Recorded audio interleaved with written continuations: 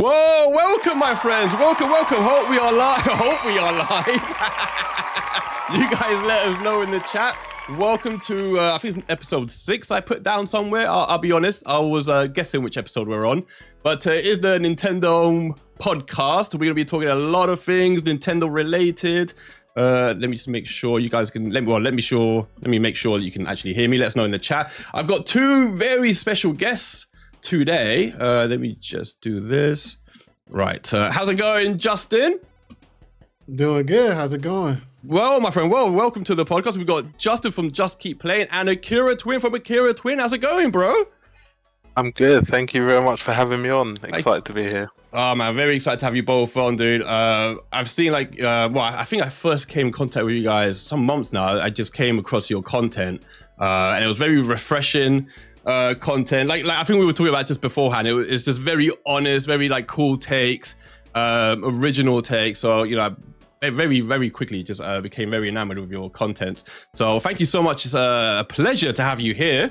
Like I said, we're going to talk about all things Nintendo. We're going to talk about whether the Switch 1 will overtake the PS2. Of course it will. Then we're going to talk about some Switch 2 news as well. We're going to talk about Astral Chain. Is it dead? Oh, please say it's not. And then we're going to talk about some other stuff as well. We're going to see where the cookie crumbles. But firstly, you know, as is much the custom to do in these things, we've got to find out what our guests have been playing the last week or so. So, Justin, would you like to go first and let us know what you've been playing, my friend? What's your highlights of the week? Yeah, absolutely. I've been playing the game that too many people have slept on from last year, Prince of Persia: The Lost Crown. Oh, damn. Okay. Yes, it is. Man, it's hard for me to know which one I think is better between that and Metroid Dread. They're neck and neck for me right now. It's really good. Oh, really? Is that good? I'll be honest, I played a little bit of it. I played maybe, how many hours would I say I played of Prince of Persia? Maybe about 3 or 4, and I was liking it a lot. And I don't know what I did with it. You know what? I think I included it in a giveaway, thinking I had 2 copies. So I gotta get another copy one. So like, what would you rate it out of 10? So I should be finishing up here soon. Right now, it's pretty much right there at about a 9.5, 10 out of 10. We'll see how the ending hits me if it gets to that that 10 level. But yeah, right now it's at a 9.5 for me. Man, it's like interesting. Like, well, I'll remind me because I want to say something about that in a second. But Akira, welcome again. What's been your highlights of the week, my good friend? What have you been playing? Thank you. Apologies, no Nintendo games, but I've been obsessed with Black Myth Wukong. Oh yeah, well, had you not said no Nintendo, I would have asked you whether you were playing that cheap knockoff on the eShop. No, I had a look at it, and I was just it just hurt my eyes to look at it. So yeah, that was terrible. That was shocking. part of me wanted to get it and stream it just because I did that. Yeah. Do you remember there was that ripoff of The Last of Us? I can't remember what it was called now, but I streamed that on my channel and it did pretty well. So I was like, damn, yeah. Maybe I will. I was tempted as well to buy it, but yeah, Black Myth Wukong, I fell out of it. Chapter 1, I kind of got bored because it was just too hard, and then a friend was like, no, go back to it, and I've just kind of barreled through chapters 2 and 3, and I'm just obsessed with it at the moment. It's such a good game. Nice. Well, did you say you haven't finished it though? Have you, or have you? No, I'm on chapter 4, and there's 6 chapters if I remember correctly. So, if you had, I like them. Perfect. So, if you had to score it at the moment, what would you score it? Oh, I'll give it a solid 8 at the moment. Oh, damn, okay. Once you get your head around the combat, it's actually a really good game. But yeah, it's very difficult, and some of the chapters go on for quite some time. But yeah, good game, very good game. Oh, nice, man. Chat, you guys let me know. I had some music in the background. I couldn't hear it. Let me know if the sound is good, like whether you guys can see and you're hearing okay. I think I saw someone said that everything did sound good, but let us know anyway. Iyoko says, I think I just caught his comment. It said Metroid Dread is peak. That was my game of the year that year. Metroid Dread, 100%. That game was incredible. I had some issues. Robbed. Yeah, what won game of the year that year? It Takes Two. Oh, do you know what? I did really like It Takes Two, but not more than Metroid Dread. Not more. No. Yeah. Oh man. Oh no. I would have still put Metroid Dread ahead of it. Yeah, I think because everything it did was perfect. I think It Takes Two. I would have given it like an 8.5. I really liked it. I played it with my wife on stream once actually, and it was funny because there's that meme of like one player is doing all the difficult stuff and the second player is just like coasting, waiting for an elevator, and that was literally me. I was trying to find the clips of my stream, but she was like, I think we were fighting a boss and like. During the boss fight, she was jumping over like beams just constantly because she was waiting for me to press a button, and I was just literally just waiting for an elevator, just chilling out while she's like skipping laser beams and stuff. And it was like she's just screaming at me on my stream. But no, that's awesome, man. Just quickly in the chat, let me just say some shout out. Jaden Christopher's in the house. How's it going, bro? Welcome. The sound is good, says DG. Welcome, DG. Is 16 bits and bobs there who came to troll us before we were even live just to say that the Switch won't overtake the PS2. Let me tell you, had this been 2001 and the Switch put a DVD player in the dock, it would outsell the PS2. Please, come on, behave yourself. How dare you? Right, for me, what have I been playing? I've been playing, oh man, I should put on my Switch because I could probably show you. If I go to the other screen, I've been playing, Jesus Lord, a bunch of indies recently, but a lot of them I think you guys would appreciate. Let me just give me a sec. Let me go to switch the screen here. So you guys, you should be able to see my screen there, I hope. Yep. So these are the bunch of games I've been playing. Turbo Overkill, check it out. It's if you like Doom, it's very much like an old school Doom game, like crazy FPS. Very similar, like monsters all over the place, like really crazy weapons, super fast paced. Then I've been playing Moons of, what's it called, Dar Salon. This game, someone told me about in my Discord, really fun. Again, it's kind of like a mixture between, I don't know, it's like a space explorer kind of mixed with like Lemmings. You have to find these like lost beings along the way in these levels. You have to find like a certain amount each level, and sometimes you have to basically, how would I say, you have to complete jobs to help them get through. So sometimes it's really simple, right? Sometimes you can just excavate a bit of ground to let them walk over it. So it's kind of this kind of thing where you're looking after them. It's really, really good. Laker, again, is an awesome game. I should really put the trailers for this. I've been playing that a little bit. That's an incredible game. Not too many games. Beautiful, what's it called? Wonderful 101. There we go. Astral Chain. Yep, getting ready for this stream right here, and then some cloud games because I do. Aliens 5 Steam. I got a bunch of games, but there's like a lot. I was saying to the guys before we went live, there's so many indie games right now, and I was saying it reminded me of the first 12 months of the Switch, where other than the big hitters that we were getting from Nintendo, like every 6 weeks or so, we were getting just loads of indie games, and it was kind of them that were kind of keeping the Switch going for the first year until everyone else jumped on board. And I'm kind of feeling that now. I kind of feel like, I don't know what you guys think, but I feel like it's very obvious. Clearly, Nintendo has put everything to rest until the Switch 2. They kind of reserved everything. I feel like third parties have done the same. And then now it's kind of, again, it's just indie games that I'm seeing, just like, take up the eShop. But I don't know what you guys have been thinking about that. Yeah, you go ahead, Justin. Yeah, I've been seeing that too. Just a lot of cool indie games coming out, even from last year to this year, like the Doom-like game that you showed, and then there's a really cool game that I want to check out. I haven't got to yet, called 9 Souls. That looks really. Oh cool. Yeah, that game looks awesome. Yeah, that game looks really good. That game looks really good. Let me just. How about you, Akira?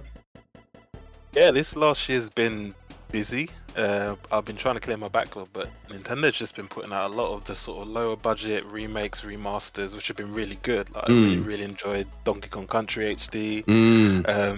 I've really enjoyed Mario Luigi Brothership as well. So it's been an interesting year, quiet year, but it's been good that I've been able to play some of these newer games, but also get through some of this backlog as well. But for 8 years on the market, this system's acting as if it's, fresh on the market with the number of games we're getting. So in my opinion. Oh, we're going to talk about those sales before we move in and look at the Nintendo's financial, what do you call it, meetings that they had and all the information that they basically let go. Someone in the chat, I just want to quickly put it out there because they did ask, and this is kind of for everyone, just quickly. What's your opinion on the Super Nintendo system? I'll read the rest of it because you can't see it there. For me, it's the best video game console ever made. The original, big words, N64. Big words. I'll go first. I think, yeah, obviously it's the first one I ever played. First Nintendo console I ever played. It was actually very stereotypically, it was Mario, first game I ever played. Mario and Punch-Out. And I think Punch-Out even left more of an impression on me. Punch-Out, I just adore. Like, I still play it now. It's not my favorite Nintendo console. I don't think I'd put it in my, I don't know if I put it in my top 5. I'll be honest. Oh. Yeah, I feel bad because I'm an old guy as well. I'm an OG, like 40. I'm gonna be 42 next week, so like I was definitely around for it. But yeah, no, like for me, the Super Nintendo made way more of an impact on me. And then the N64 might be my favorite Nintendo console. Like, but it's close with the GameCube because the GameCube I adored. And then probably and then the Switch and even the Wii. Like I loved. A lot of people make fun of it now, but yeah, I don't know. You notice I didn't mention the Wii U, but you know. But Justin, what do you think? The NES, the original NES. Where do you rank it? Oh yeah, original NES. Okay, that one I can agree that one is. It definitely, you know, it was the GOAT for its time, but it didn't necessarily withstand the test of time completely. But no, I love the NES. That was what got me into gaming after, you know, discovering Super Mario Brothers when I was hospitalized in the hospital from an asthma attack. I saw the Super Mario Brothers and I was like, Mom, I gotta have this for Christmas. So no, the NES is great. Super NES, that's definitely, I think that's one of the greatest systems of all time with one of the greatest classic libraries. The Switch is my favorite. N64 is right after that, and then I would put the Super Nintendo right there. So Super Nintendo is top 3 for me. Yeah, absolutely. And then Akira, where would you rank it for you? Oh dear. Yeah, I'm sorry. It's not even going to be on the list, I'm afraid. I'm gonna be different. No, to be honest, don't feel bad. Original NES, fantastic. I mean, when you first picked up like the light gun and you played Duck Hunt, amazing. SNES, great stuff. At the time, it was fantastic, probably the best console on the market there. But for me, it's great and I love it. But Nintendo's released so many better consoles after that. Like Switch for me is #1, guaranteed, because that library is ridiculously good. I would probably say GameCube would be second for me because I was obsessed with that machine. Yeah, boy. That was amazing. Wii, I absolutely loved the Wii. I think that was great because not only did that introduce, you know, new way to play games, but it allowed us to play games with people that wouldn't normally play games. Like I was playing, you know, Wii tennis and stuff with like my grandparents. That's crazy. So good, so good. I mean, yeah, absolutely. And I'm gonna be slightly controversial here. Oh, I'm gonna put the Wii U on probably my 5th at the top 5 because okay, go of the sheer amount of hours that I played Nintendo Land with my nephews is sickening, to say the least. No, so, like the Wii U. I mean, go, Akira. Sorry. Yeah. So yeah, I mean, for me, it would definitely be probably Switch, GameCube, Wii, N64, and then probably Wii U as my 5th favorite. So I'm gonna be controversial. no, man. I the Wii U. Oh, see, the Wii U. Oh man, there's things about it that I did absolutely love. And to be honest, I've said this many times. The Wii U has got so many things that the Switch doesn't have that I was really disappointed about. You know, like it doesn't have a web browser, you know, and the Wii U did. It had video calling, you know, even stupid things where you can doodle on each other's faces, you know. It had like obviously Miiverse and stuff like that. The two screen display. It had that amazing thing where, do you remember you could play Wind Waker and leave messages for people in bottles in the sea and stuff like that. Like, yeah, the Wii U had some really cool things that I really loved, and there's a couple of games that I played insane. Like I played I played Black Ops 2 on it so much, like, honestly, and it was like I remember the difference playing against Nintendo players and then playing on the PS4, and I was like, oh no. I was like, oh no, I got found out. But yeah, man, the Wii U has some games I love. Like Zombie U was one of my favorite games ever when it came out. I loved that game so much. Like I love horror, but Zombie U is just incredible. So game. Yeah, but yeah, so yeah, the Wii, and plus a lot of people say we wouldn't even have gotten the Switch if it wasn't for the Wii U. So you know, like it's got its things for sure. Sorry, go on, Justin. I would say the Wii U is probably one of those that, in retrospect, when you just look at the library itself, yeah, it looks a lot better than when it was going through it at the time. Yeah, for sure. You know? Yeah, because it was similar to the N64 in that it had like big what would you call it, like months without games. That's the problem. So when you were going through it, it was like, oh man, like it was. And I remember that's probably the first time that a Nintendo console made me buy like one of the rivals. So I went and bought a PS4. Like I remember, like when the N64 back in the day got delayed so many times that I ended up using my money to get a PS1. But the second the N64 was about to come out, I sold that PS1 so quick. I kicked it down the street, man. I was like, get out, man. So, but the Wii U, I thought, oh no, I need to play some kind of games, you know, because I'm dying here. But yeah, cool, man. You just wanted to know. And by the way, Pat, I can see you're there. Welcome, Pat. In the chat, and Akuma was what exactly we're going to be talking about. So we're going to right now look at the Nintendo financials. Akuma, we're going to discuss whether we think the Switch will overtake the PS2, why we think it will, why we think it might not, and then we're going to talk about the latest rumors of the Switch 2. You know, so the patterns, when we think what predictions we have for the Direct in April, this kind of stuff. What we think. I'm excited to know what you guys think will be the launch games for it as well. And then cool, Matt, because I know he's a big fan of Astral Chain. We're going to talk about Astral Chain. Is it dead? Oh man, it might be. Gosh. It might be. It might be dead. Never. I refuse. And then I don't know if Akira was here when I was discussing this with Justin, but I said we might end the podcast with a game of 20 questions. And what we'll do is I've got a game in mind. We'll do 20 questions, and if you guys win, if you guys guess the game, then I'll provide two $10 vouchers for you guys to give away to your audiences. If you don't guess it, then I'll give away the vouchers to my own audience. So boo whoever you want in the chats, people. It ain't my fault. Saya Jimmy, saludos amigo mío. ¿Qué tal? ¿Qué tal? Spanish, of course. Right, so my friend, so yes, we've got to look at this Nintendo. We got to get into the business now. So Nintendo, of course, this week had its let's get, where is it? Here. It's where is it? Here. Its financial meeting with its investors. A lot of information came out. Let me just cut to it there. You should be able to see it. Oh, hold on, that's you don't want that. That's my thingy screen. Give me a sec. Where is it? 1 second, people. If I put that there, hold on. Put that there. Hold on. Why can't I see? Oh, 1 second. Sorry, friends. 1 second. Ugh. Let me just go to the right screen. There we go.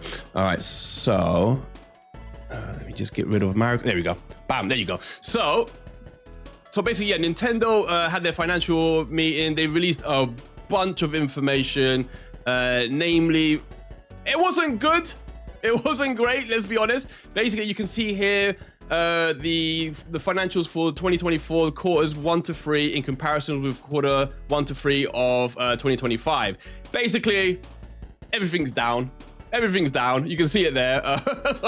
Ain't nothing good happening.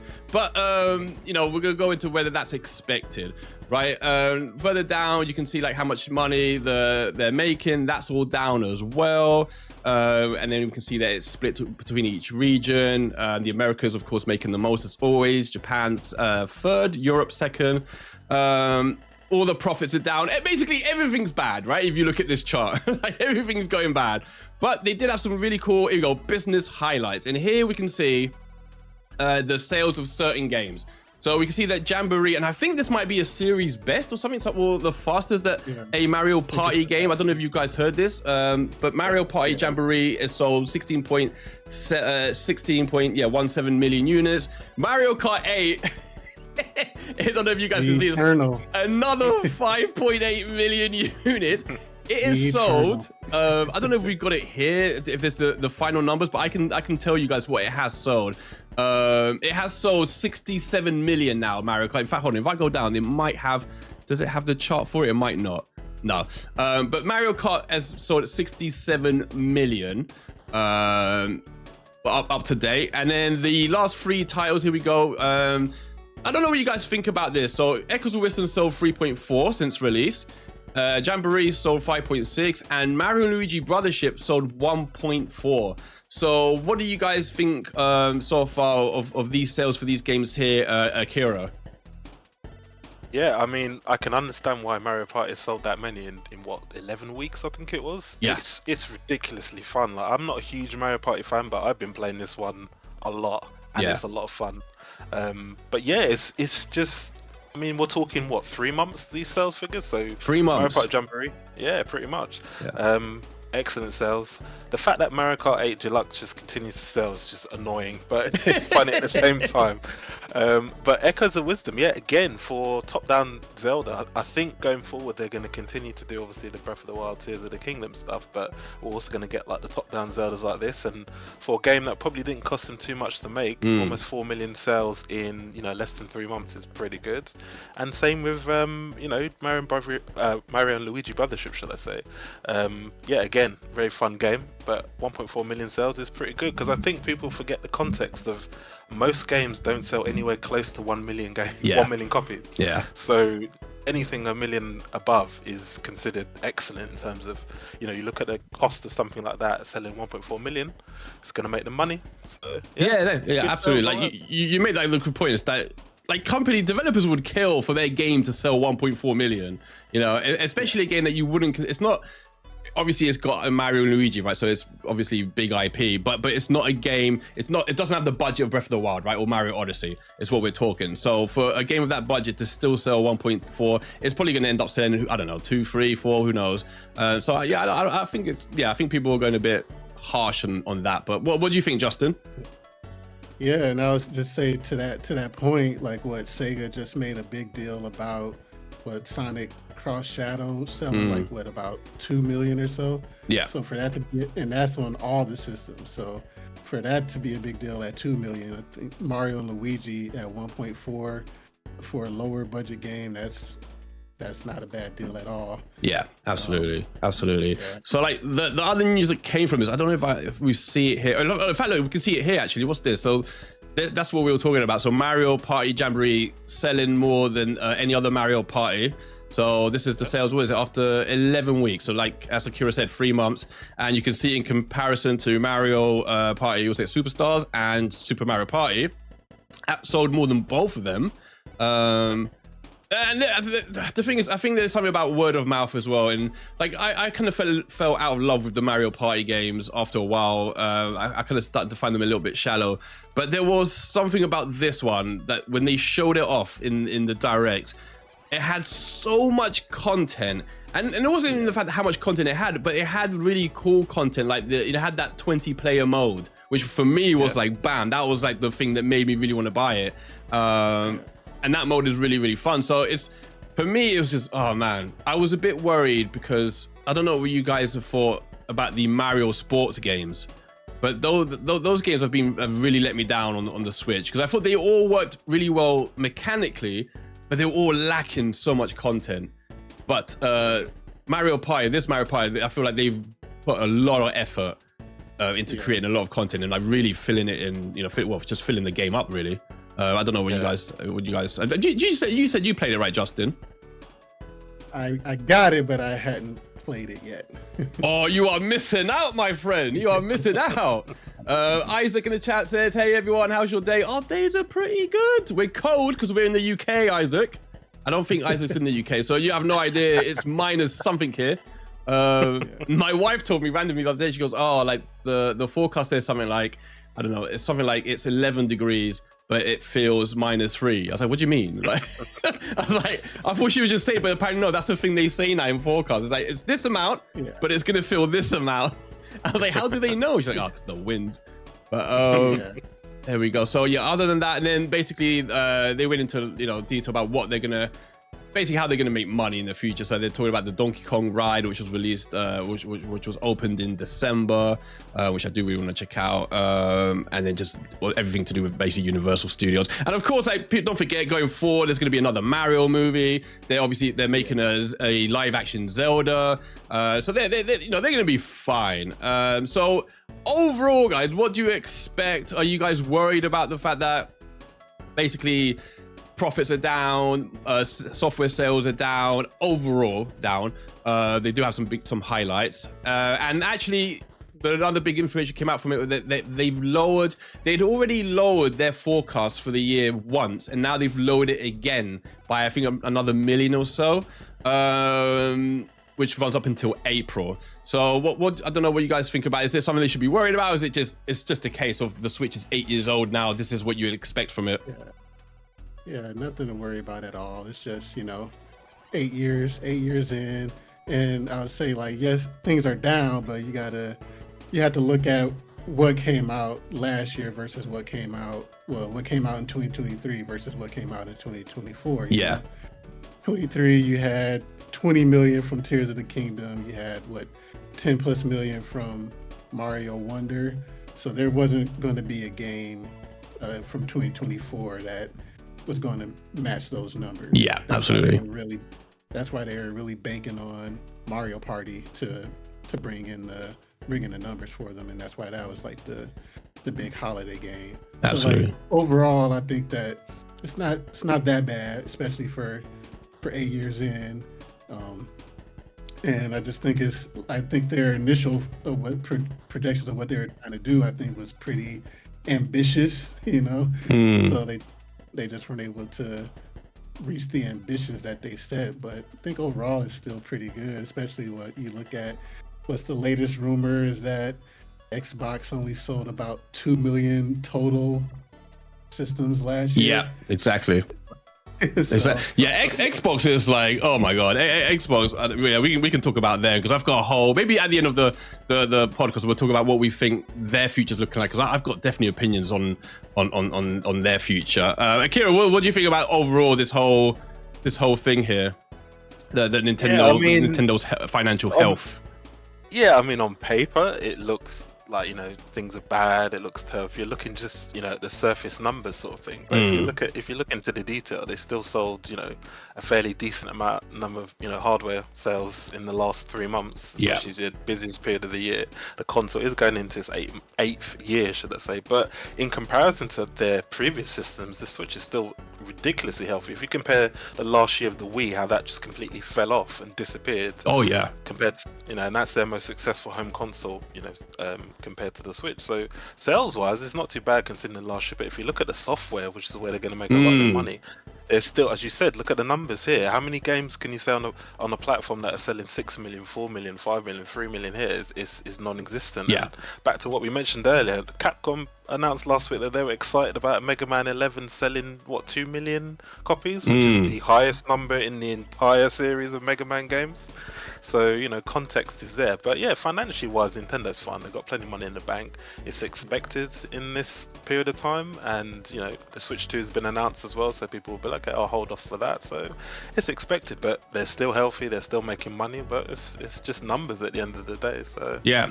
And at the moment, so now the big number is, and this is the exciting, so they've crossed 150 million Switches sold. In fact, I think it's 150.8 something, and that runs up until the end of December. So in all likelihood, they've crossed 151 million Switches sold. So that puts them at, if you listen to Jim Ryan, 9 million behind the Switch 2. You guys in the chat, let me know who in the chat thinks the Switch will overtake the PS2 or not. So they're 9 million behind. The Switch 2 obviously is on the horizon.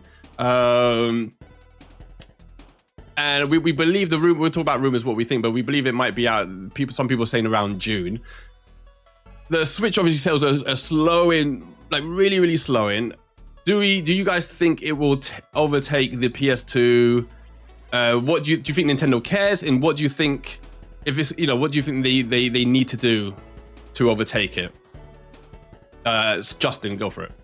Yeah. Well, so if you listen to Kit and Krista, Nintendo doesn't really care about hitting that number at all. They just care about taking care of their business and doing what they need to do to be successful. Yeah. But I'll say the only thing that will keep the Switch from outselling the PS2 is Nintendo themselves, and if they just decide to stop selling the Switch. I feel as long as they continue to sell it, it'll surpass the PS2. Like, we're 8+ years in, and it's sold over 150 million without a single price cut. Yeah.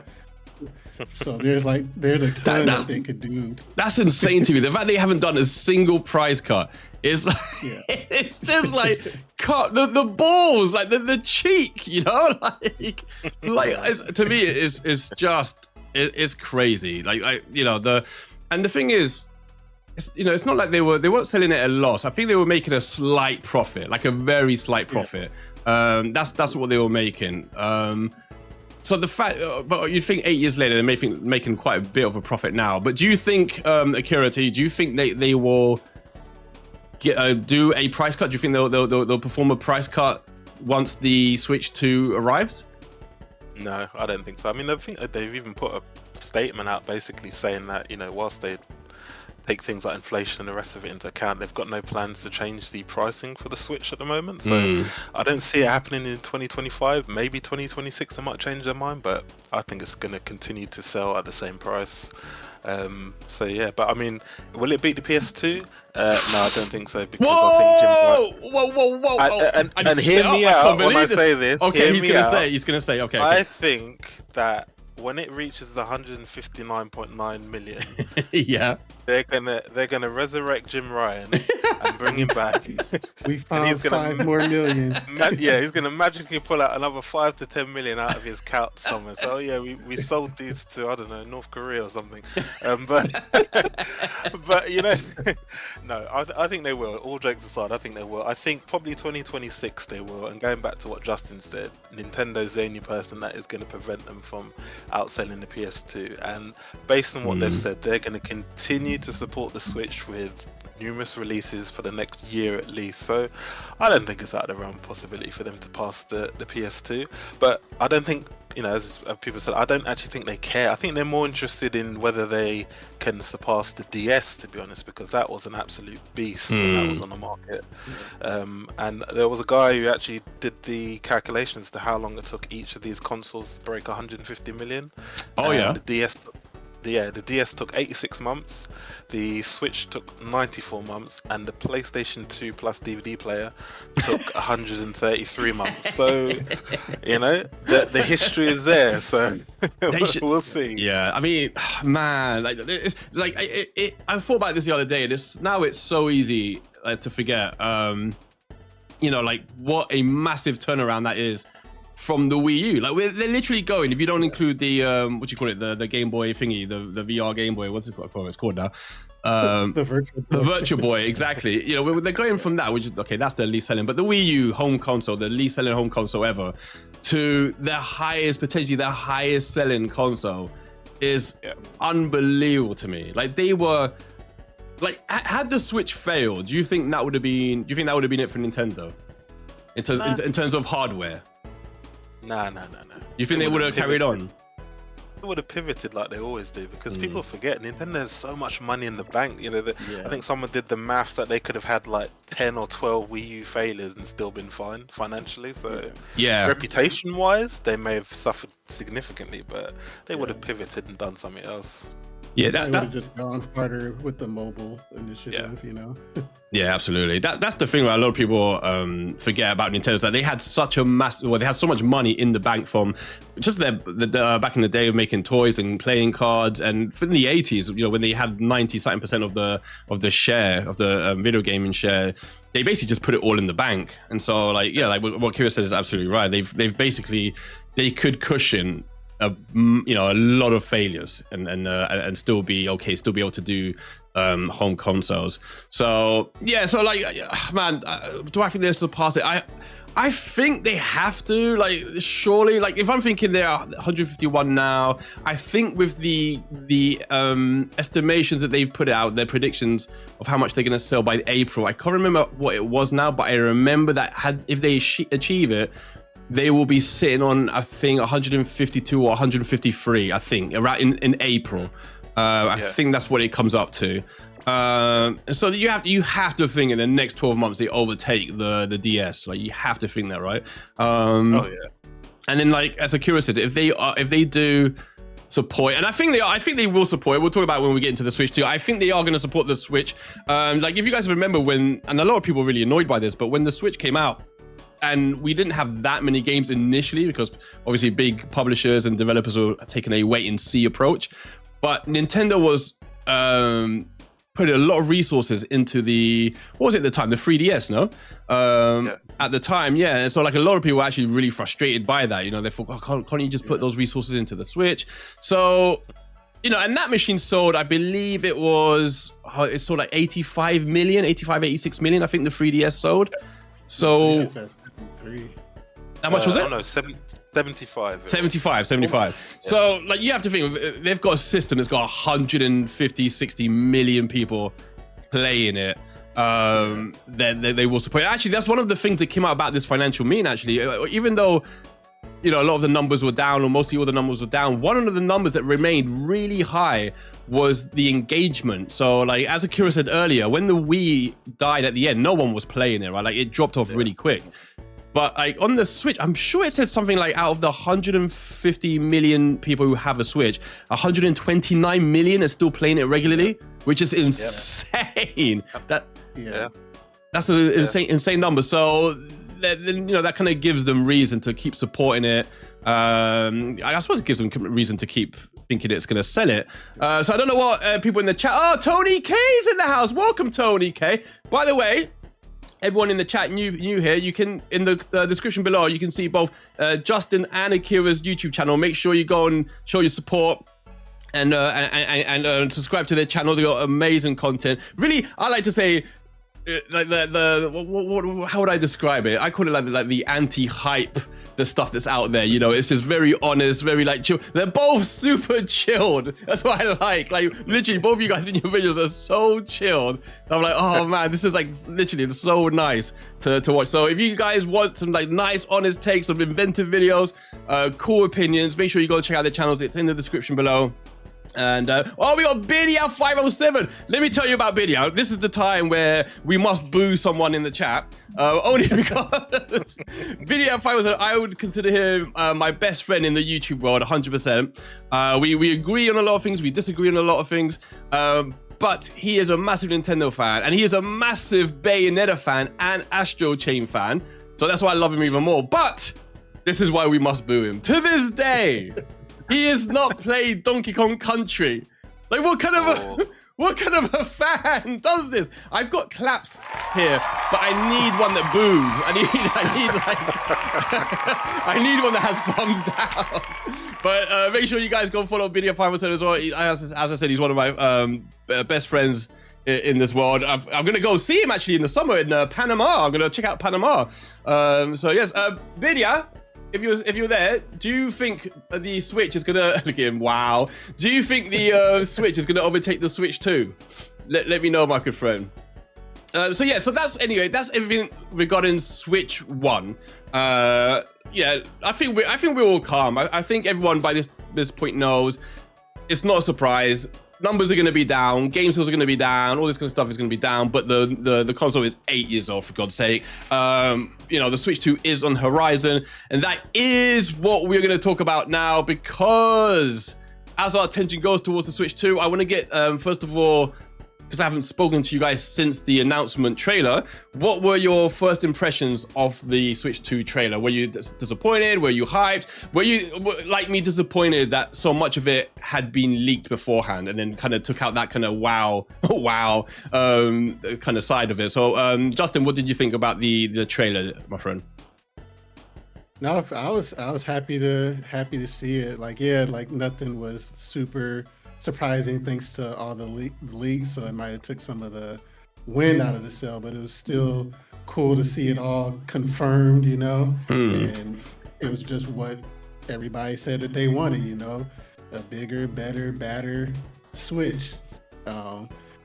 It was cool seeing a new Mario Kart. I think what you weren't necessarily initially in love with what you saw from Mario Kart. Right? Yeah, we need to talk about that. We'll talk about our impressions about Mario Kart specifically, because I definitely will hear what you guys say. But sorry, continue, Justin.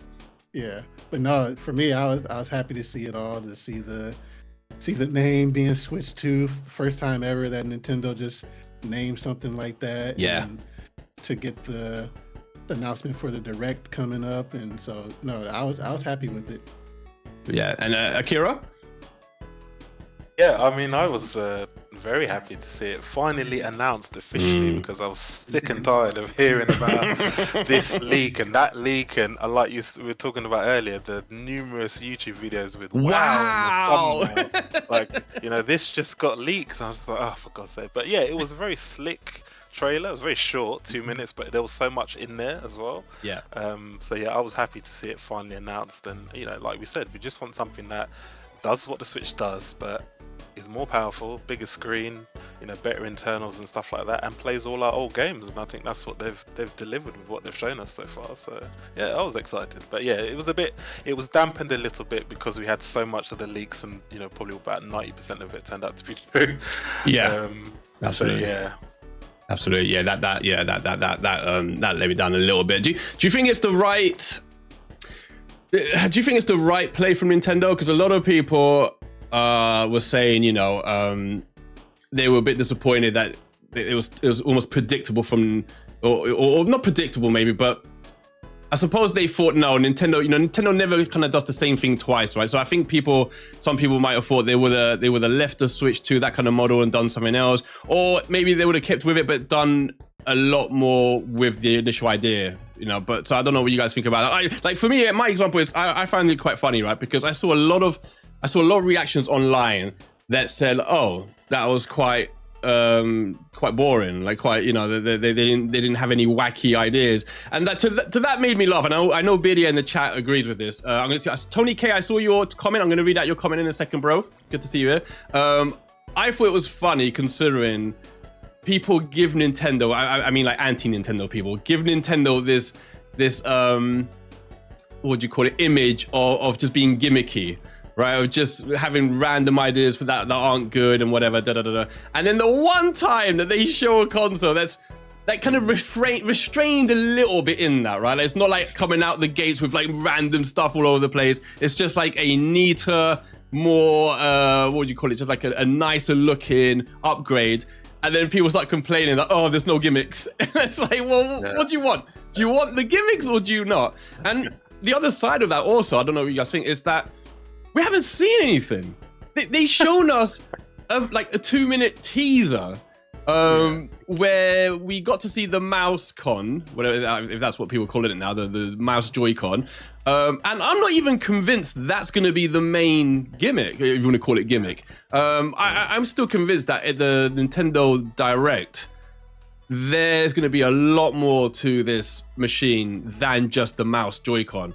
And I don't mean about specs or anything like that, but I guess it'll have some kind of ideas with, I don't know, some kind of new Miiverse, something. Maybe they dabble in AR or VR. I don't know, but I expect them to have a lot more going on with the machine, ideas-wise, than the mouse con. I don't know what you think, Akira. Yeah, I found the whole online discourse when the trailer came out about people being seemingly confused that they put a 2 after the console. Mm. And it's like, I remember making a post about it and I had all these people in the comments go, oh, well, they've never done it before, and oh, they're copying PlayStation. And I'm thinking, this Nintendo is very different from the Wii and the DS era that we had. The management's completely different. They are so much more conservative. So they're looking at the Switch and going, this thing works. We've got brand name behind Switch. We've got 150 million people, 130 million engaged users. Why are we investing in something that works? So it seemed obvious it was going to be the Switch 2. I don't know why that was so difficult for people to understand, but I don't think they were playing safe. And like you said, they gave us a 2-minute trailer. We've got no specs. We've got no breakdown as to what they, when they announced the Switch, they said, right, this does this, it docks like this, these are what the Joy-Cons do, We had that trailer. We haven't had that yet. That's coming in April. So I couldn't get my head around why people were reacting like this to something where we've just seen a marketing trailer. We haven't had any details about the Switch 2 other than, surface stuff. So it was kind of weird to see it, but expected at the same time. But it's a different Nintendo, and they've got a winning formula on their hands, so they're going to stick to it, and they're going to continue to do what they always do, which is just make games the forefront of what they do all the time. The hardware is always second to the games. Yeah, absolutely. So that's what I'm waiting for. I'm just waiting for the games. Oh, okay. We're gonna get into predictions. Let me read a couple of comments before let's catch up with the chat before we get into some predictions, because I want to hear their predictions as well. But wow, mate, the predictions is where it's gonna get fun, man. That's where. What are we? 51 days, something like that away. Oh, quickly. By the way, did any of you guys get what do you call it? An entry into the hands-on? No. I knew you were gonna ask that. Oh, did you not? Yeah, me either. I was for some reason. Did you get it, Justin? No, I wish. Oh man, I don't know if anyone in the chat. Let us know if anyone in the chat wants to sell a ticket. I'll be happy to buy it off you. I was so sure I was gonna, but because I got tickets to the Switch one back in the day, it was in Hammersmith, I believe. I think that's where they did it. Okay. And dude, it was so good. It was amazing. But yes, I got to that. So it's, I know you can still put yourself forward for a wish list in case like some tickets become available or something. I read. Yeah. I put myself on the wait list, but I was fuming. Yeah. I didn't get one there. Because I've got four Nintendo accounts. I was like, right, let me spread these I did the same thing, bro. I did the same thing. One of them has to make it. Yeah. I was so upset, and then I went online and it's like 99% of the people who applied were like, no, we didn't get anything at all. Yeah. It's like even Jeff Keighley didn't even get in. So that's all you need to know. I saw that, yeah. But you know what's funny as well he is that deleted the tweet though. Yeah, exactly. I think he's got it in the end. I think he's got it. The funny thing about that, me and Biddy were laughing about this a while ago. That when we were talking about a lot of these YouTubers who have like their wow, type things, thumbnails. I saw 2 of them. They got in. I was like, oh, come on, man. You can't be serious. I was so annoyed about that. So annoyed. Right, let me just read some of these comments quickly. Let's have a look. See here. I don't know how much we got up to, how much I finished. Akuma says, I'm going to read this because we're going to talk about this in a minute. He says, I'm still waiting to see you finish Astral Chain 1. I finished it. So that when Astral Chain 2 comes out, you'll be ready for perfect parries, counters, and dodges. We're going to talk about whether Astral Chain 2 is going to come out, Akuma. I got bad worries about that. Let's have a quick look-see here. DG says, no, wait, hold on. Catch up. Where is it? I have to go down quite a bit. Oh, there we go. Biddy, I was saying something about the Switch selling 150 million. I can't find it now. What did Biddy say? Nintendo Switch reached 150 million without help from GTA, Call of Duty, Madden, among others. So with good quality support, there may be a chance. Yeah, like, oh, man. If they drop... You know what they could do? You know what those scumbags Nintendo could do? They could release the HD remasters of Twilight Princess and Wind Waker. That's what they could do. Scallywags. Never gonna happen.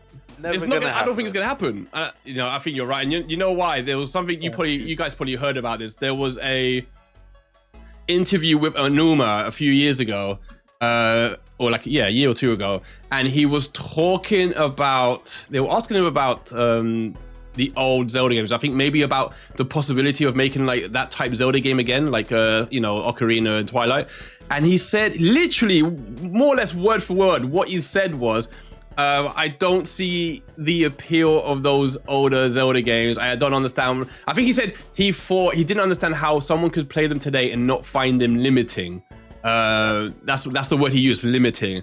And so that straight away sent alarm bells ringing in my head. I thought, oh, we're never gonna get those remasters.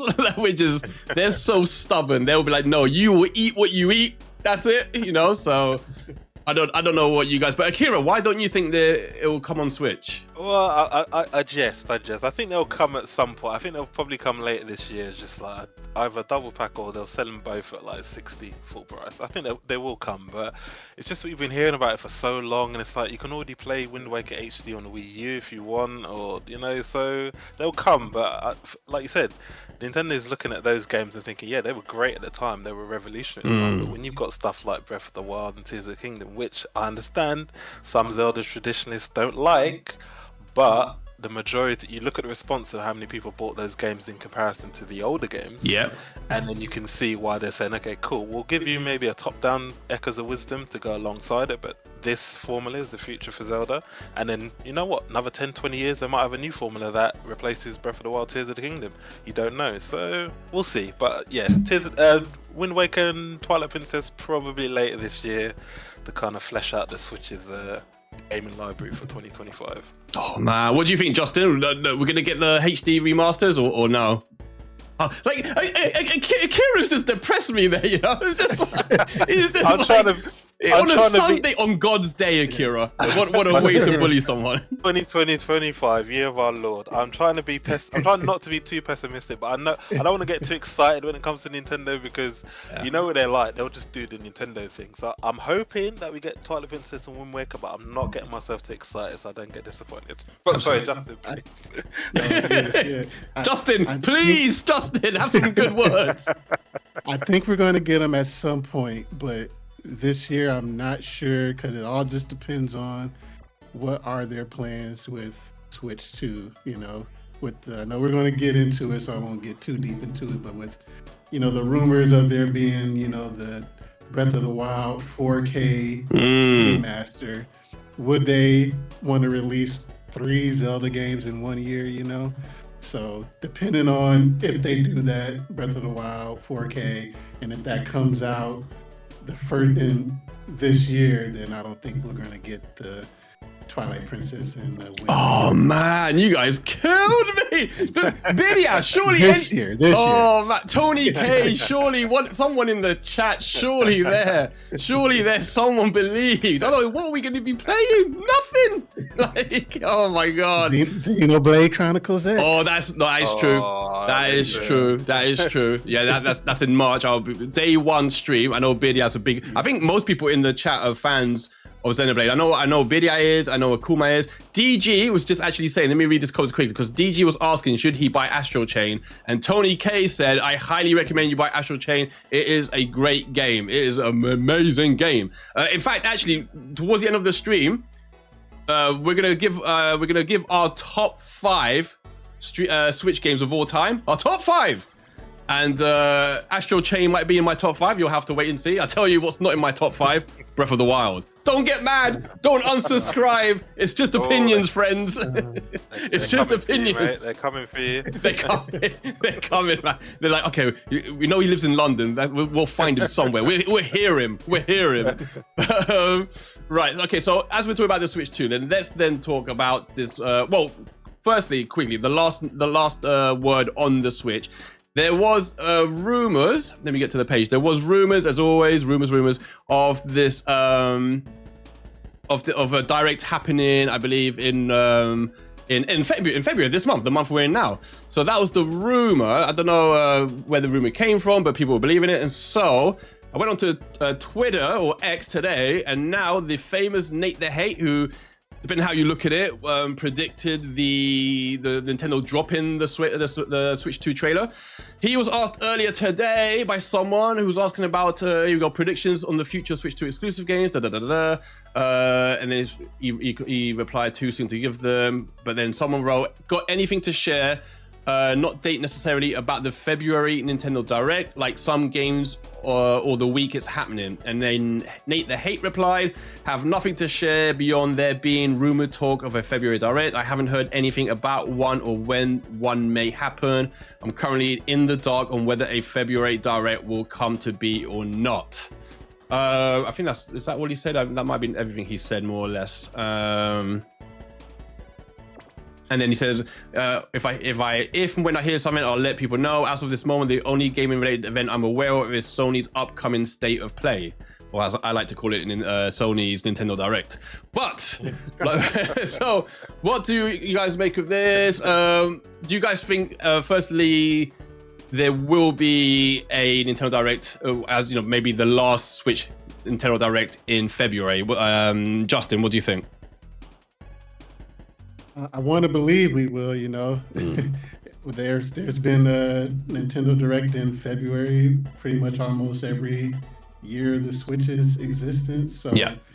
And what we only really know about Xenoblade Chronicles X and Pokemon Legends ZA right now. So we got to learn about some more games, and hopefully before April, you know. So.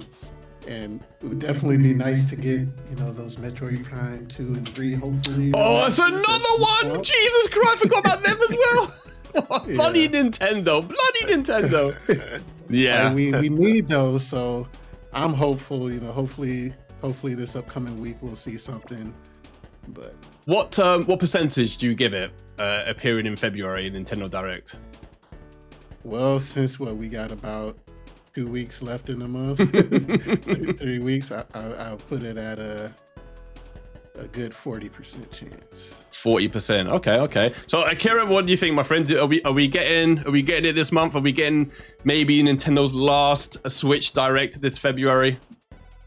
Yeah, I'm with Justin on this one. I think we'll have one in February. It makes sense because, you know, February is, you know, the next month they're going to be all in on Xenoblade Chronicles X, so it makes sense to put something out, small one. And you know what Nintendo's like, they literally just announce it on like a Wednesday and be like, tune in tomorrow, it's Thursday. Yeah.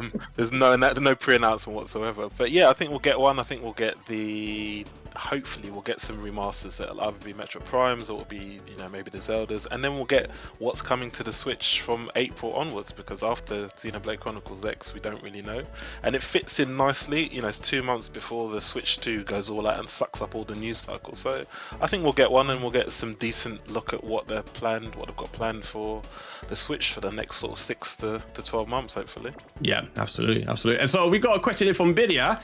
Now I feel bad that we booed him. No one boo him. Like, it's not his fault.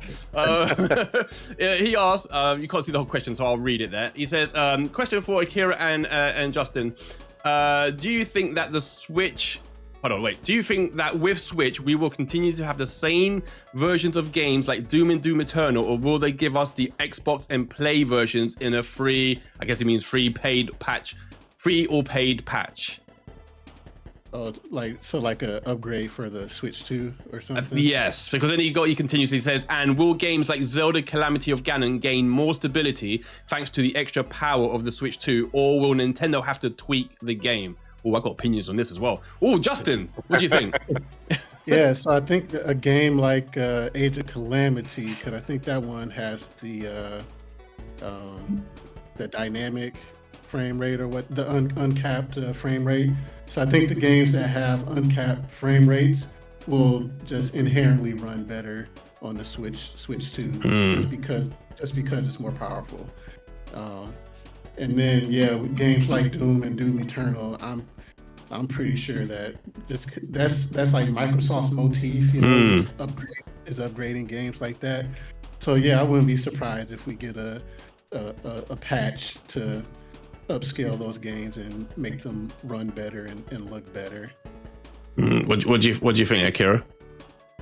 Yeah, same, to be honest. I think Nintendo will probably leave it up to the third-party publishers or developers to patch their own games to work with the Switch 2. I think they'll be like, you know, look, here's the horsepower, you do what you want to do. With their own games, I think, yeah, they'll probably do something internally for some of these games so they look better. We can hope, but then, you know, this is Nintendo. These are the guys that, you know, release games that, you know, the frame rate hops between 25 and 30, and you're like, well, that's it, isn't it? That's it, scumbags. You know, they don't really care. Look at the Zelda games, the top-down ones we had, like the Link, the games we had that the frame rate's a little off. Yeah, man, it gives me headache. Gives me headache, Akira. Oh my, and not just that. Like, I don't know what it is with those top-down Zeldas that the aggressive what do you call it? Depth of field focus. Where it's like the blurring, dude, it's so aggressive because it's like you're only playing like in a little sliver in the middle of the screen that's in focus. Yeah. The rest is like, what are you doing? like what's your problem? Doesn't it remind you when they used to put fog in the games back in the day to hide all the other stuff? Oh yeah, in 64 era. Yeah. Do you remember like when you played Turok 64 and you're like, if something jumps out at me now, I'm dead. There's no way I can see it. it's just like game over. Yeah. But you can see. Yeah. Sorry, I just say in the background you can see I'm playing the for good reason this is the Matrix Unreal Engine 5 demo. I believe this is the PS5 version maybe, but one of the rumors that came out wow, it seems like years ago now. It's kind of related to what BDS talking about because supposedly at a Gamescom a couple of years ago, Nintendo was showing off the Switch to at least an early version of it, showing it off to developers, and they said they were showing off a couple of things. One was it was showing this. It was showing this Matrix Unreal Engine 5 with DLSS. I can't remember which version of DLSS, but nonetheless, supposedly it was running this with DLSS in Unreal Engine 5, and they were also showing them demos of Breath of the Wild running 4K 60, as Justin said earlier. But then people seem to be a bit confused about this for a couple of reasons. The rumor was that the hardware was doing this, right? That basically they made these demos to show developers. But another rumor, I don't know what you call it, that I read was that it wasn't that let's say the demo of Breath of the Wild was made from the ground up with the new hardware. Supposedly it was showing off what the hardware could do. So in other words, they were showing that the machine had this ability to grab older games and up-res it itself. I don't know if that's, and I don't know if that's to do with now the things that have come out recently with the AI patents, AI upscaling patents, and that's been well, not leaked. They were real, right? Nintendo published those. So I don't know if that's going to be one of the what would you call it? One of the features it has. But I don't know if you guys saw those patterns, like what you made out of the AI, because it wasn't just regular DLSS in Nintendo's patterns. It was like they had this really weird form of AI enhancing intelligence, where basically instead of grabbing let's say a sample of footage and just upscaling it all as a whole, the AI that Nintendo Switch 2 supposedly had, or that was patented, is basically able to get like separate aspects of a game. So it could get how would you describe this? It could basically isolate textures and just upscale certain textures or certain other aspects of a certain video game. So it wasn't just like a one and all. It was like a really almost like a customizable AI sampling. It was like really weird. So I don't know what you guys think of that. Basically, whether you think it's going to have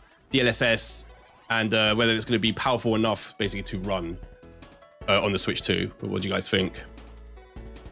Sorry, Justin. Yeah. No, I mean, everything that we've been hearing has been indicating, DLSS, especially, with that partnership with NVIDIA. And I think with all of I know we're going to get into all of the rumors and stuff like that with games, but with all of those third-party rumors, I think that the Switch 2 might surprise people with it's going to have technology in it that's going to allow it to punch far above its weight class. Yeah, absolutely. What do you think, Akira? Yeah, what you mentioned about that demo there, that leak, that fits quite well with the patent, because if they've got something in there that will basically take these games and say, okay, cool, this runs at say 720p, resolution when it should be running at 1080. If that can then make a difference and boost the frame rate and stuff like that, that would be pretty cool in the sense it does that automatically, or you can give the tools to developers and they can use that to help boost their games. Because I mean, playing Echoes of Wisdom, for example, sometimes that frame rate and those sort of jumps you were getting in that was very, very jarring. Yeah, absolutely. So if they can do something like that to just automatically just fix that sort of stuff when you played them on Switch 2, that would be pretty good. But to Justin's point, I think a lot of people are going to be very, very surprised that this mobile piece of hardware is going to put out some images and graphics that are going to be like wow. Because as soon as they announce the specs, all you're going to hear is, oh, it's got less teraflops than the PS4 Pro and all this nonsense. But you're not taking into account the tech that is using, like the AI upscaling stuff is game changing when it comes to graphics. Like, a lot of these consoles are not running native resolution on anything. When they say, oh, I'm running 4K on PlayStation and Xbox, no, you're running 1440p upscaled to 4K. You're only going to get true 4K probably on PC. So it's going to be interesting to see what that AI upscaling that they've kind of developed with DLSS is going to be able to do.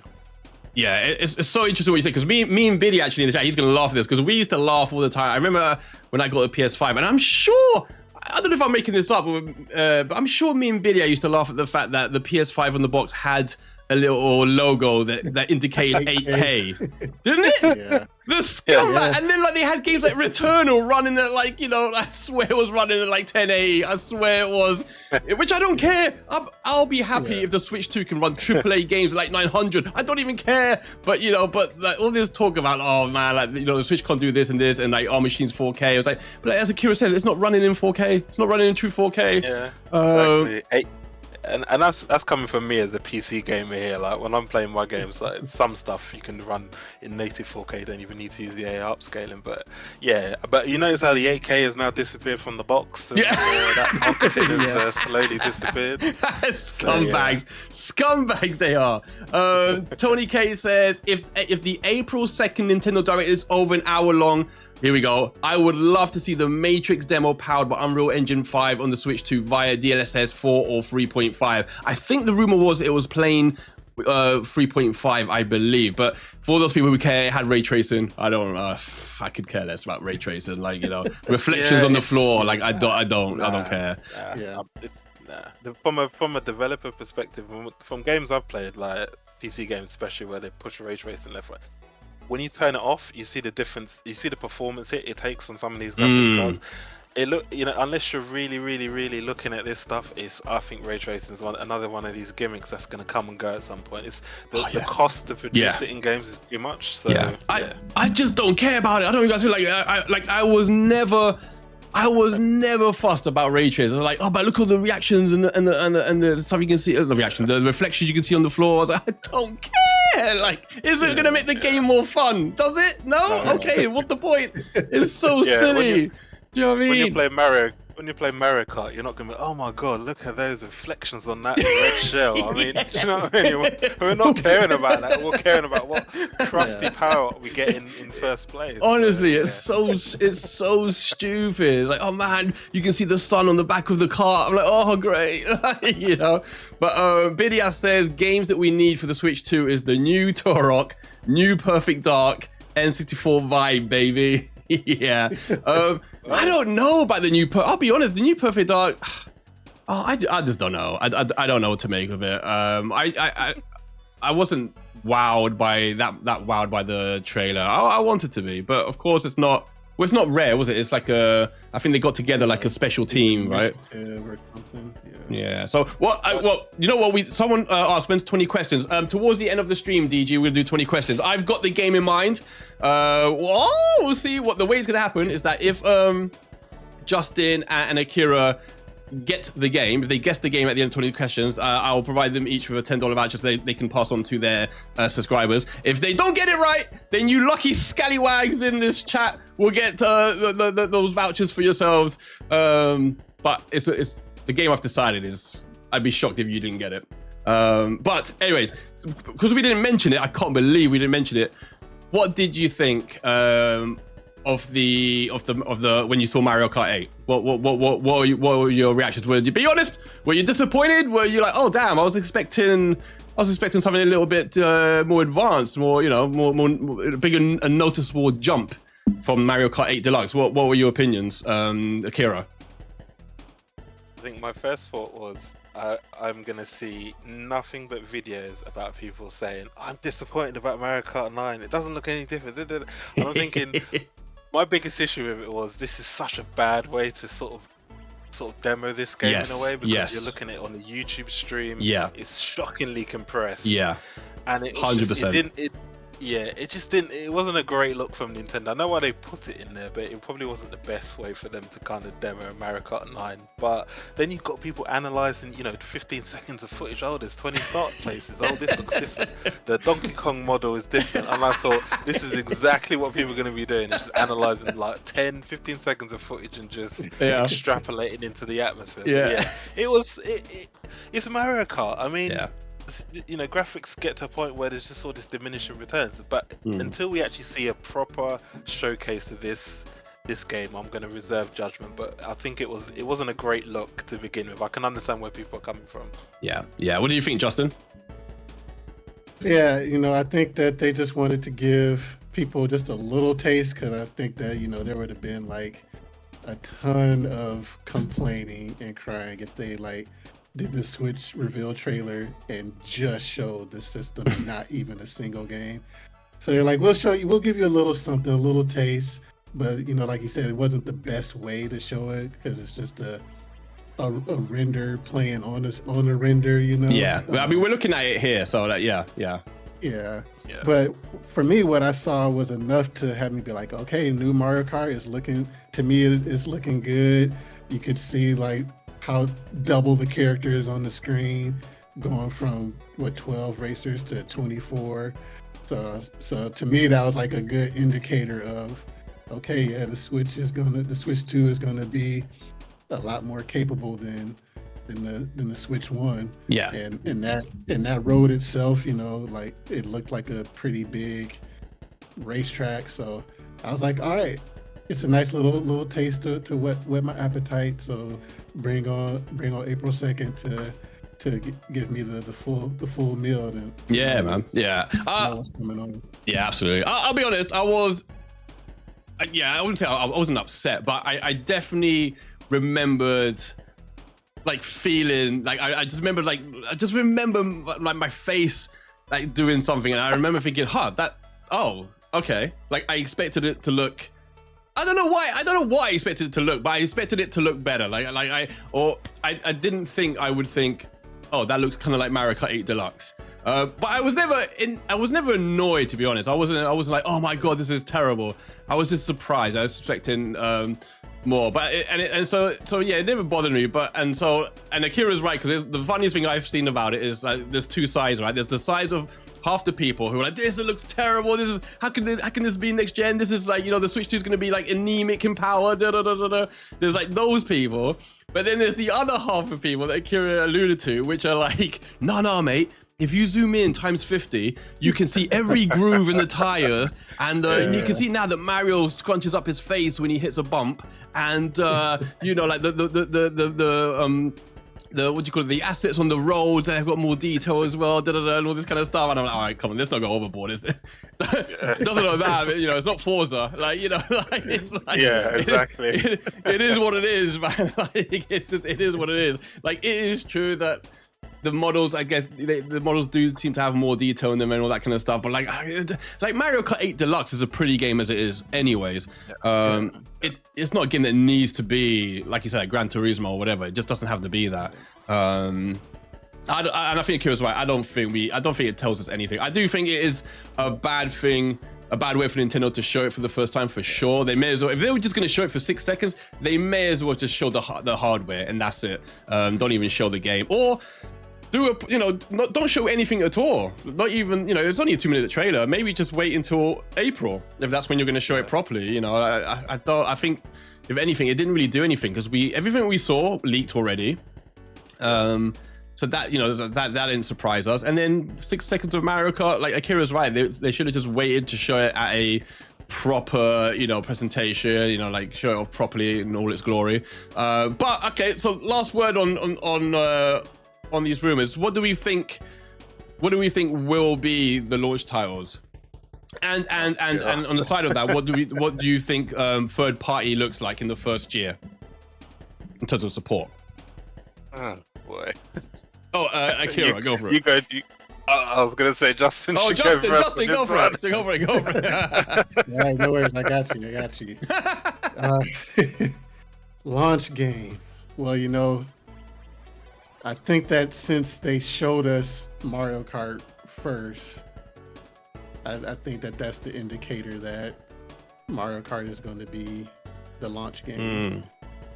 Like, there are the rumors that are like, if you can trust, I don't know if you can really trust what Samus Hunter anymore, but yeah, they were trying to say that that's not going to be. But most of the time, the first game that Nintendo shows is the game that's going to launch the system, and so it's looking like looks like it's going to be Mario Kart, and then maybe they'll save a big 3D Mario for the holidays to lead like that kind of second charge.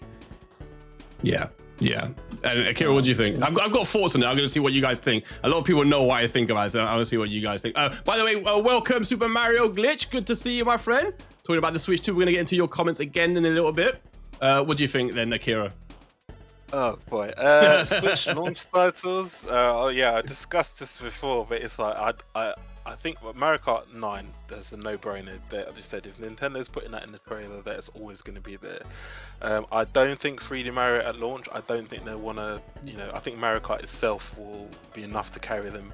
They just released that, but I think that will probably come later in the year, much like they did Odyssey in October of 2017. Yeah, and then Zelda back in March. So I think they'll do a new 3D Mario tool, their holiday game, to boost sales there.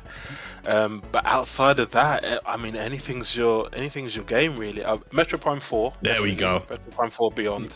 That's going to be cross-platform, cross-gen, as you want to call it. Do you think it'll be launched? Oh yeah, definitely. I think that's going to be launched because we haven't got a date for it yet. All we've got is 2025. Oh, here we wait. Oh, hold on there, Akira. Hold on. So wait, you think Metroid Prime 4 is going to be launched? Yeah. But wait. I think they're going to do what? Yeah, launch. Yeah. And then, what about Mario Kart 9? Yeah, at launch as well. Oh, you're the only other person I've heard say this. This is what I think. Yes, forget what those doubting scallywags said. This, I've got. You know what? Let me let you finish, Akira, and then I'm going to tell you why I think that's exactly what's going to happen. Yeah. Continue. Sorry, Akira. It's gonna be like what they did with Breath of the Wild. That launched on Wii U and Switch. I can't remember which one of the Zelda games it was, if it was Twilight Princess, that was on Wii and Wii U or something like that. I think that was as well. So they're going to do that, definitely. So with Metro Prime 4, because that's a no-brainer. That's going to go on the normal Switch and Switch 2. I'm hoping they'll do something along the lines of maybe like an ARMS 2. Oh, ARMS 2. I don't know if Bidia's still there, but me and Bidia always say underrated ARMS. Oh my God. God bless you. ARMS 2, hopefully something like that, and maybe, I don't know, Nintendo Land 2 or Ring Fit 2, something like that. I can't believe they never did a Ring Fit 2 on the Switch. Because how much that game sold, it's insane to me they didn't do Ring Fit 2. Yeah. Crazy. Third party, I mean, the list is, if you look at the rumored list of some of these third party games that come in there, it's going to be ridiculous. We're talking Starfield, Doom Dark Ages. You're going to see all the Resident Evil remakes and all the newer ones on there as well. Oh, hell yeah. Ubisoft is probably going to be there. Square Enix is definitely going to be there because they've already said that their exclusive run that they did on PlayStation was not successful at all. So you're going to see everything there. And hopefully we'll get to see this Professor Layton game as well, because we haven't really heard much about it except that Nintendo went to them and said, look, do you want to make a new game? So hopefully we'll get that. But yeah, third party. Oh, and Dragon Ball Sparking Zero. That's a no-brainer. That's going to be there. I reckon probably at launch. They've probably got that ready already. So. Oh, I see. Yeah, let me rewind this little trailer here. Yes, I fully agree, Akira. Let me tell you why I think Mario Kart 9 and Metroid Prime 4 are going to be coming out at the same time on day one. Now, people who don't believe it will say no because Mario Kart is going to eat Metroid's lunch and no one's going to play it. No, my friends. No, this is what's going to happen. You see, this is the problem. Metroid has never sold. It just doesn't sell. I don't know what people's issue with it is. Me and Biddy in the chat have spoken about this many times. Is it because it doesn't appeal to the Call of Duty people? Is it missing multiplayer? What is it? I have no idea. But this is a game that's so the people who love it love it. Critics love it. It's a massive game, but it never sells. But now, if you put it at the front of the line, if you put it at launch day, when everyone is hyped for the brand new console. And let's say you put Mario Kart at the same time, right? Everyone's going to buy Mario Kart, hands down. Everyone's going to buy it. But the problem with Mario Kart is that that's the kind of game that they put there because it convinces everyone who's got a normal Switch to buy a Switch 2 because their friends are probably playing Mario Kart on the Switch 2. So that's what that does, right? And it's gonna sell. But the thing that Mario Kart isn't is the type of game that you want to experience when you buy a new console. You know, like you want a graphical showpiece, like a world to jump into, and that's what Metroid is. Now, if you put them together, then all the headlines are constantly talking about Mario Kart and Metroid. Just they're always been spoken about. So you put it in the limelight and you really throw it down people's throats. And then on the other side, that would make people that will show it in a really good light is that you've got Metroid Prime 4 on the Switch 2, and then you can compare it to Metroid Prime 4 on the original Switch and show people, yo, this is how different it looks on the Switch 2. This is how much better it looks, how much better it plays. You know, and so then all of a sudden you show it even in a better light. So that's what I think they should do. Everyone else is disagreed, except for Akira. I knew it. Great brains think alike, my friend. What are you convinced by our argument, Justin? What do you guys think in the chat? What do you think? Well, so I actually did. I did a video where I said if Metroid is a launch game, then it will be because they pair it with Mario Kart. And like, traditionally Nintendo loves to do that big media adventure game. It's that like game of the year immersive game that just sucks you in to gives you the reason to own the system. And they'll pair that with like some type of tech demo type game, and then there's always typically a racing game. So yeah, you got Mario Kart covers a racing game, Metroid is your big media adventure, and then maybe something like a Switch Sports 2 or Nintendo Land 2 or something like that for the tech demo side of it. Absolutely. Absolutely. Yeah. And jumping off what Akira's saying about we were talking about third parties.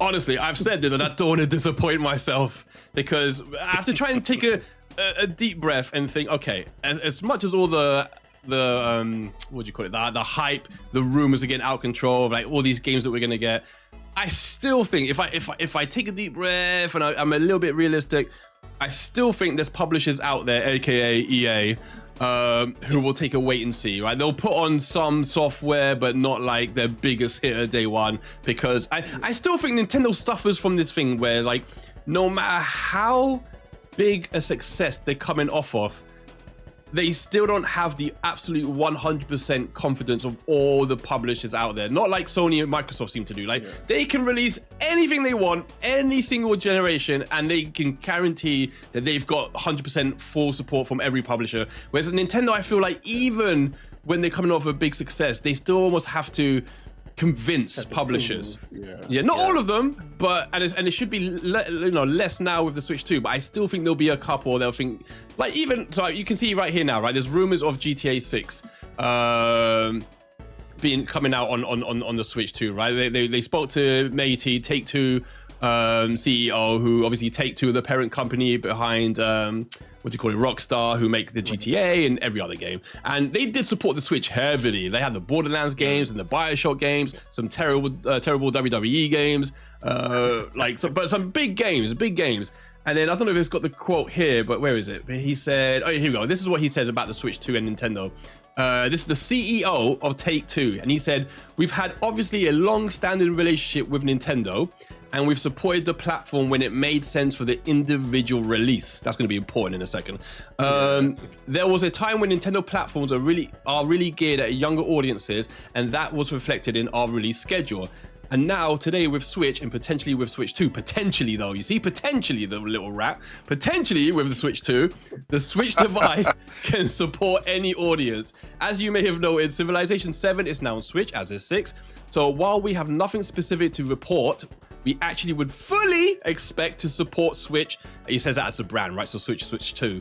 And then they go on to ask, I think this is Eurogamer. Yep, Eurogamer. Does this mean, does Switch 2 have the technical prowess to run GTA 6? I think it does. I made a video about this recently, only because if we're going by rumors that the Switch 2 will be able to perform like the Xbox Series S, at least in terms of to the eye, right, what it can run, because obviously the specs will be different, in some ways better, some ways worse, but have more modern architecture. But the rumor is that's kind of what you should expect, somewhere around the Xbox Series S level of games, performance and whatever. And at the moment, Xbox Series S is confirmed to get GTA 6. So therefore, it's possible. Now, the question I have for both of you is that, does that mean GTA 6 comes? And the reason I ask, because let's assume it can run. Let's assume it can run. Yeah. Do they believe it will sell? Because why didn't we get GTA 5 on the Switch? Justin, what do you think?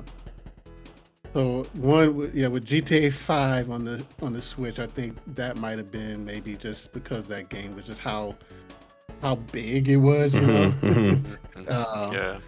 I do think that there is a really good chance of GTA 6 on the Switch. One, because the Switch, I know you said like Nintendo often has to reprove themselves with each new system, but with the Switch, they did lay a lot of groundwork where third parties were able to see that your games can sell on our platform as well. Not just Nintendo games. People are buying third-party games on the Switch. So with the GTA 3 collection, it was often on the eShop top 30. That big update that happened, oftentimes if a Switch game isn't selling that well, they don't get the big updates. But we got the big update on the Grand Theft Auto collection on Switch. So I think that Rockstar and Take-Two have seen that there is a Nintendo audience for their games now. Yeah. And then another big thing is that two things. Nintendo made a big hire a couple years ago where they took one of the people from Sony and put them in a position for managing like AAA third-party relations. And then also when they bought Shiver for helping with porting games to the Switch 2. So I think with those things coming together, I think that there's a really good chance of GTA 6 on Switch 2. Oh, Akira. Yeah, I agree with Justin. I think Nintendo and Take-Two have been having a lot of conversations behind the scenes about getting this because if you think about 2025, the only thing gaming-wise people are talking about is Switch 2 and GTA 6. Literally, the industry is waiting with bated breath for these two to come out, hoping they don't launch on the same day. Because can you imagine that? Clash of the Titans. But yeah, I think it's going to come to Switch. I think it's a no-brainer for Nintendo. I mean, for them, they'll be all right without it, but it'll be a massive boost for the Switch too. Yeah. Oh, do you imagine? Because so Tony K in the chat. God bless you, Tony K. In fact, have some claps. Deserve the claps for this comment because Tony K says, "Oh, matey, I got goosebumps reading this." Tony K says, "My prediction is that Nintendo and Take-Two will present GTA 6 for the Switch 2 before revealing the last trailer during the April 2nd Nintendo Direct." Imagine the hype! Massive. Oh, the internet would break more than Sony servers. Oh my god, it would be game. It would be game over. That would be just for the fact, as you said, like we did get the trilogy of GTA games on the Switch. They ran terribly until they got patched. But we got that, but they haven't, the GTA. Unless I'm right thinking, the last time other than that we got GTA game, was it on the DS with GTA Chinatown Wars? Chinatown Wars, I think it was. Yeah. I think that was the lot. And from what I hear, it didn't. And keep in mind, the DS sold over 154 million units, and apparently I don't know what it sold, but I remember reading at the time that they were disappointed with the sales, hence why they ported it over to the PSP at the time, and it was a critically well garnered game. Like the game got really high scores when it came out. People loved it. I really liked it actually. In fact, I would love them to make a remaster of that.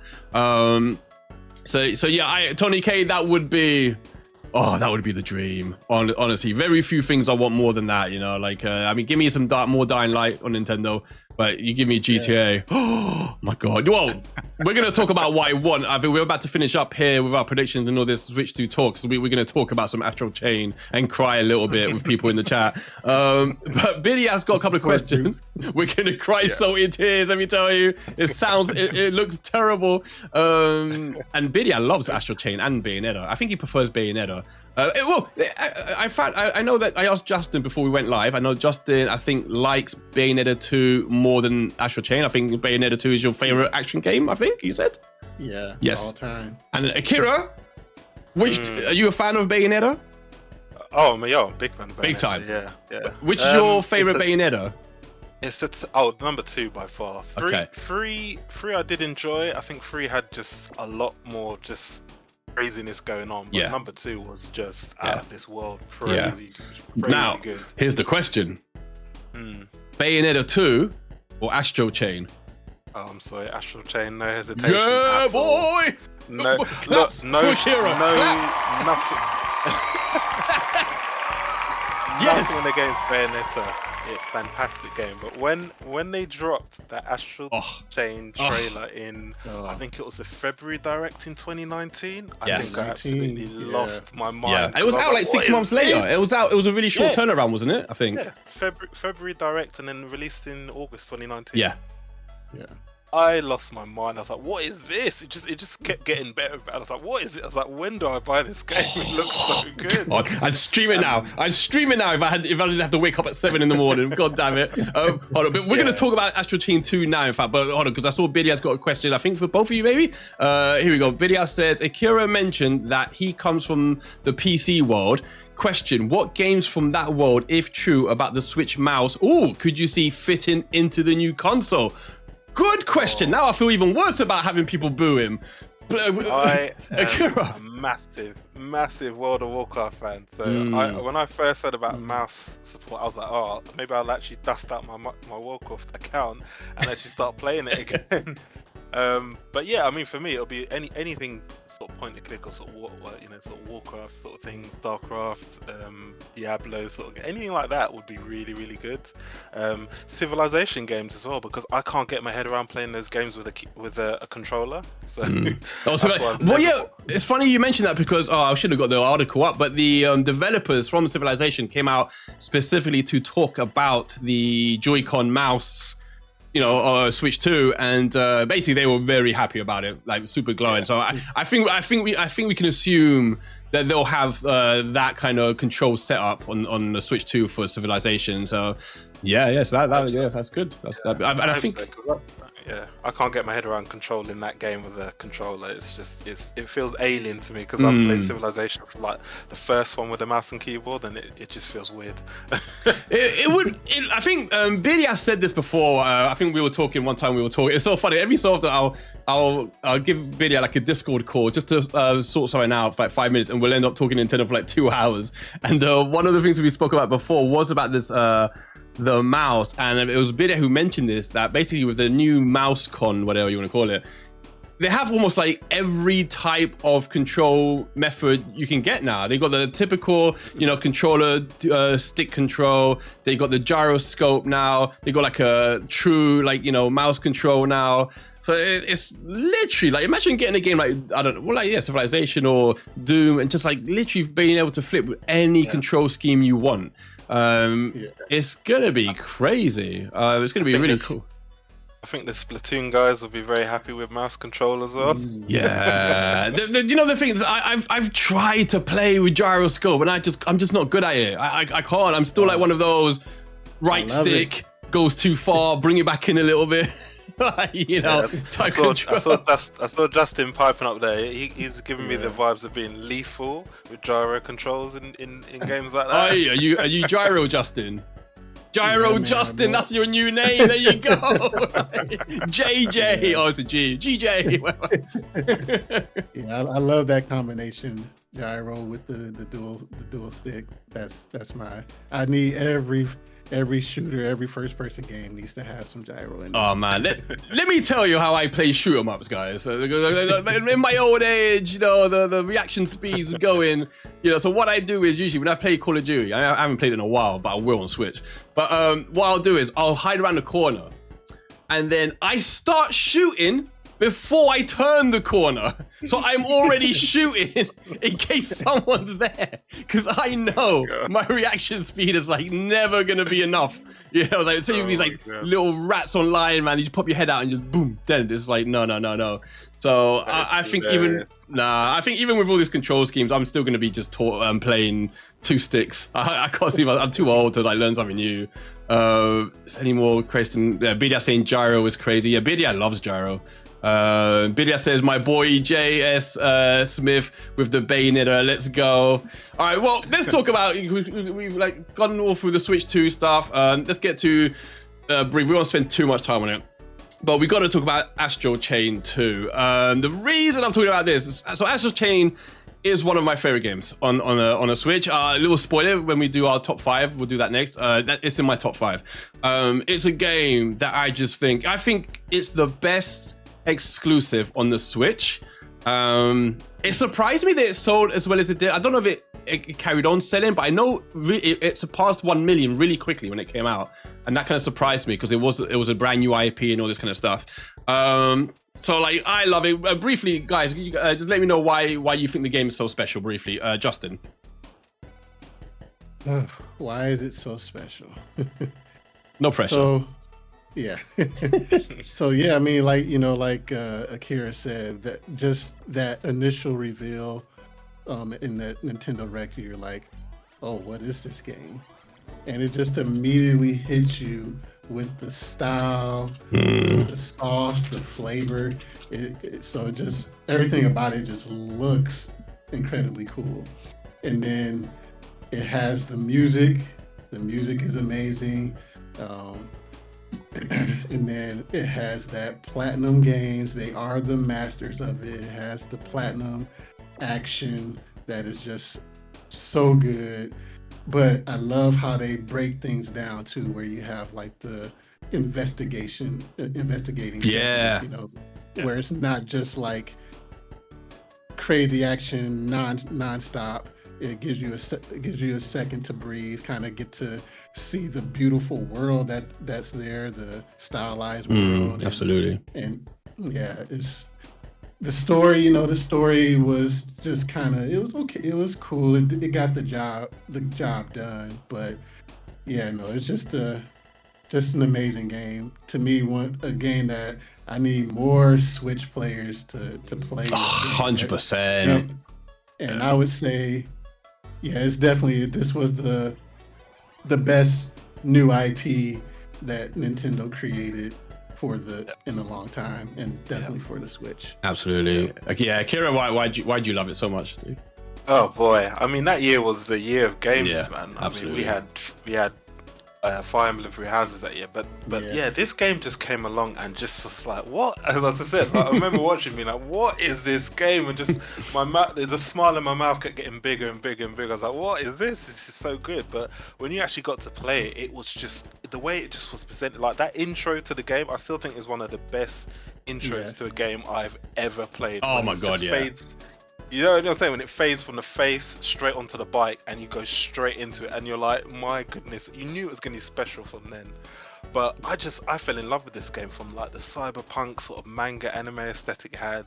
You got your hack and slash, you got your action adventure, but you've also got the investigation, the role playing bits of it, and it looked beautiful on the Switch. I mean, I think it was one of their best looking games they've done in a while, and it had, typical Platinum Games flair and flash to it, but it was something new on the Switch. It wasn't a Mario, it wasn't a Zelda, it wasn't a Fire Emblem, it wasn't Animal Crossing. It was something new, and I think it was needed at that time, but it was just something about it just captured me. And I mean, look, I named my YouTube channel after it at the end of the day, so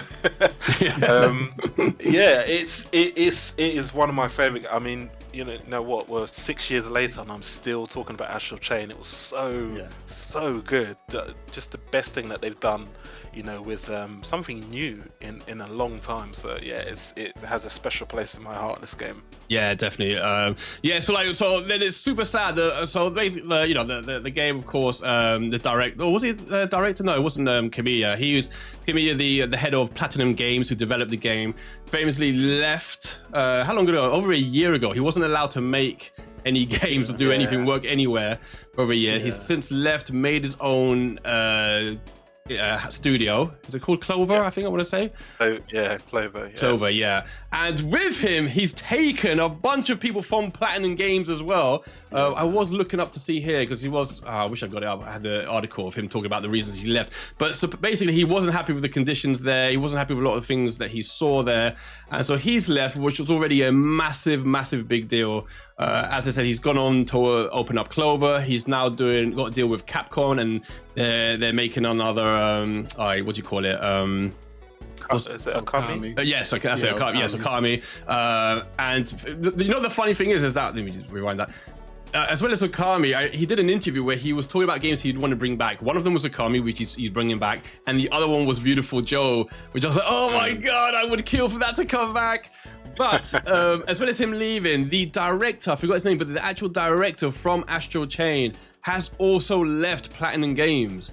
And they've basically stopped following Platinum Games. And I've read even more reports of even other people that worked on it leaving. And on top of this, there was another story that went around talking about the production, that there was production on Astral Chain 2. They had been working on it for some time, but that it was going really badly. They didn't specify why it was going badly, but just that it was going really so bad, in fact, that Nintendo, who publishes the game, obviously, looked at the current build of the game and was super not just disappointed, angry. Apparently they were really pissed off about what they saw, and I think they even threatened to step in or something, or give it to someone else. It got really serious, and so now no one knows what's going on with if it's still happening, whether it's cancelled. And I was just saying to Justin before, I don't know if you were here yet, Akira, but I happened to swap some messages with the voice actor of the main character, Akira, and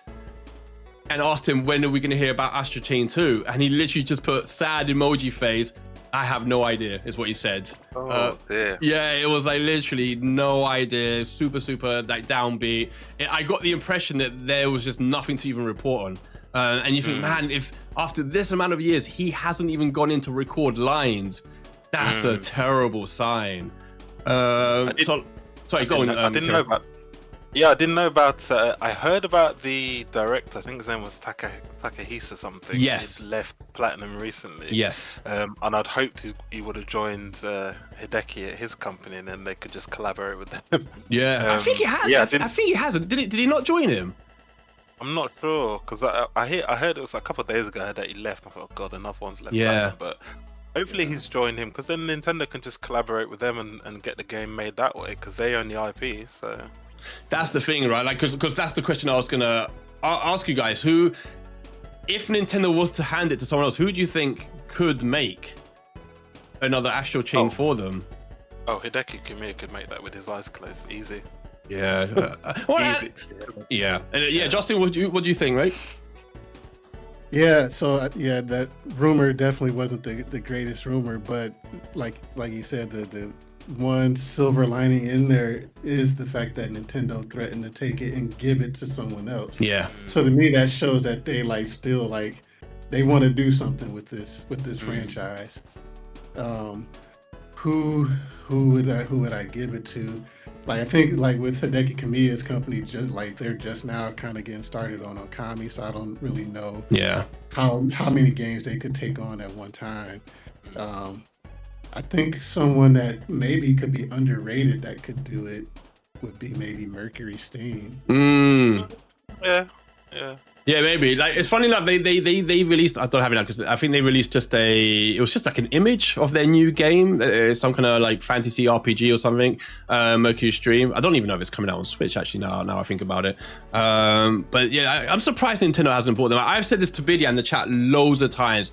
When Sony and Microsoft were buying developers left and right, And I think I said this all the way back in the Wii U days. I was like, why don't Nintendo buy out Platinum Games? Like, why? Because they remind me of, and we were going to talk about this earlier, but I think we might run out of time. But Platinum Games remind me in a way, not in terms of the type of games they make, but in a way to Rare on the N64, with like just how prolific they were, like how many games they can pump out at such a high standard. And I think that's what Nintendo needs, someone like that, even more so because they make games like Astral Chain, which are completely different to anything Nintendo makes. Like they don't have something like that, because even Level 5, is it Level 5? It is Level 5, isn't it? No, Next Level Games. No, Level 5. Who makes the Luigi Mansion games? I was getting confused. That's next level. Next Level, it is Next Level. Yeah. Right, they make games like Nintendo makes. So it's like they need like a Rare, like a Platinum Games, and I'd be interested to see what you guys think about. I wanted to talk just briefly about Retro Studios.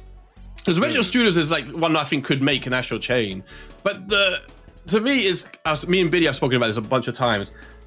Do you think like Nintendo might be looking at Retro Studios and thinking like, are we getting our money's worth? And this is why I say that, because Metroid Prime 4, if it comes out it is going to come out on Switch, but Metroid Prime 4 will be the first and only game that they've released on Switch in 8 years.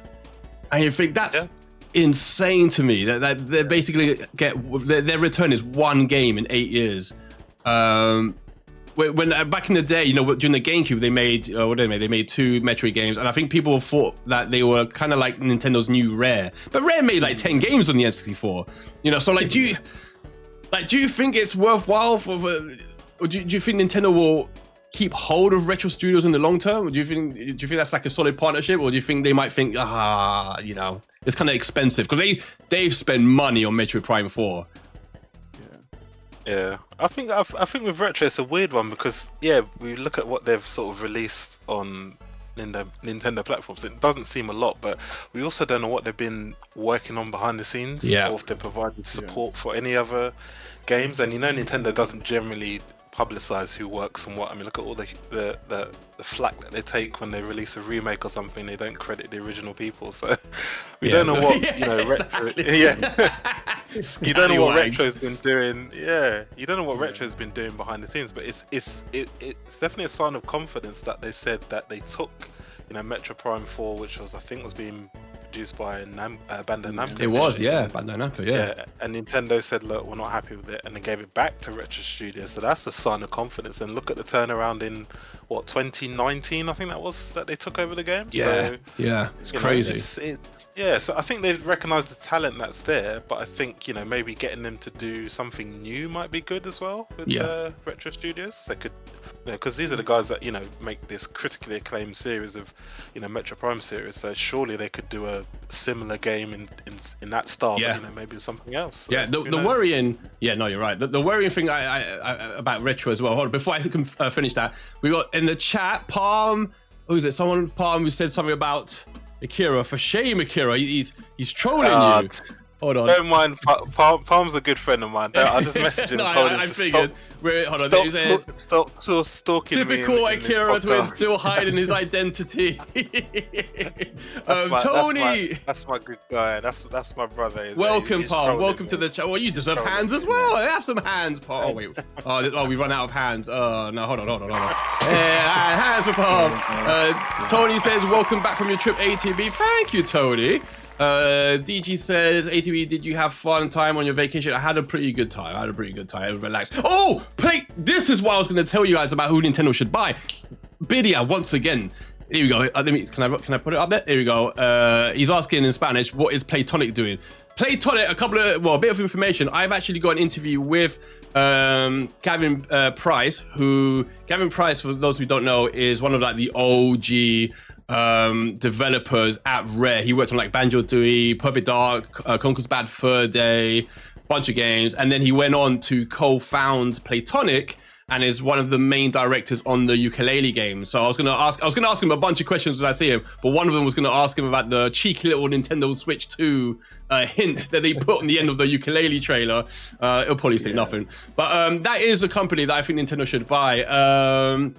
He says all love. Palm says all love. Good point. It says Akira. Let's have a look.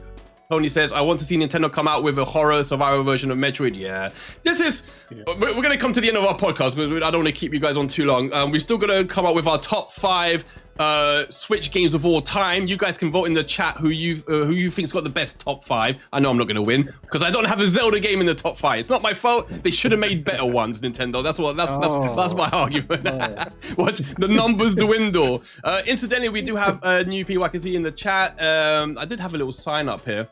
It's gone now, but for all our new, old, and current subscribers, we are giving away a Switch 2 at launch, you lucky little piglets. Yes, we're going to be giving away a Switch 2 when Nintendo lets us know when it's going to be released. I should be doing a 12-hour stream with whatever game they've got coming out on it that day, hopefully Metroid Prime 4, Mario Kart, and we'll be giving away Switch 2. So that's for all our new people there in the chat. Well, you might not have known that.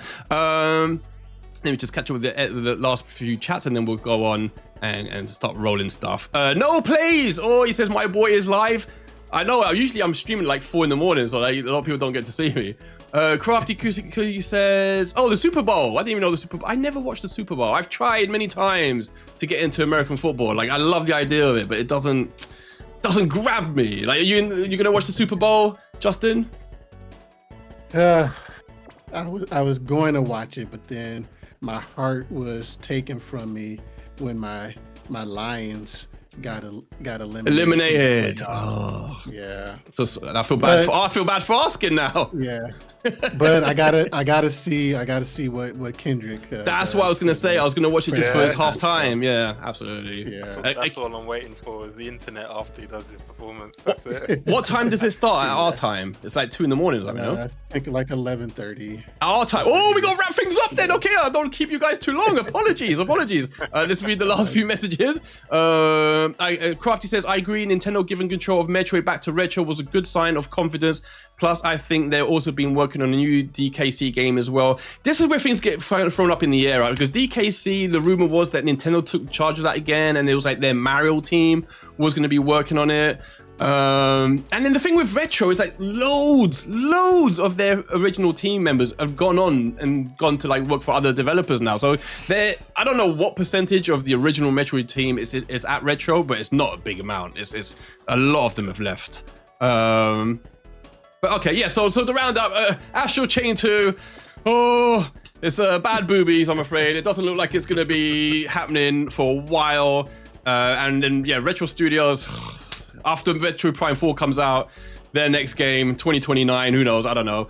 But we're going to end this with a couple of things. First, we're going to do our top 5 best Switch games of all time. This is the final top 5 Switch games, my friend. And then we're going to do 20 questions. And whoever, if Justin and Akira win, I'll give them both a $10 voucher so they can give to their audience. And if I win, then I will send those vouchers to you, lucky scallywags. All right, so top 5 Switch games of all time. Top 5 Switch games of all time. Should we we'll do 5. In fact, no, let's just go through the list. We'll go through this. Justin or Akira, who wants to go first? Justin go, Akira. Yeah. Okay. All right, cool. I'll go through quickly then. Okay. Number 1 for me. Whoa! You got to start from 5. Oh, my starting from 5. Oh, yeah, from the bottom. Bottom up. Number 5. It was a tough one between Metroid Dread and Smash Brothers, but Metroid Dread. Metroid Dread, number 5. Okay.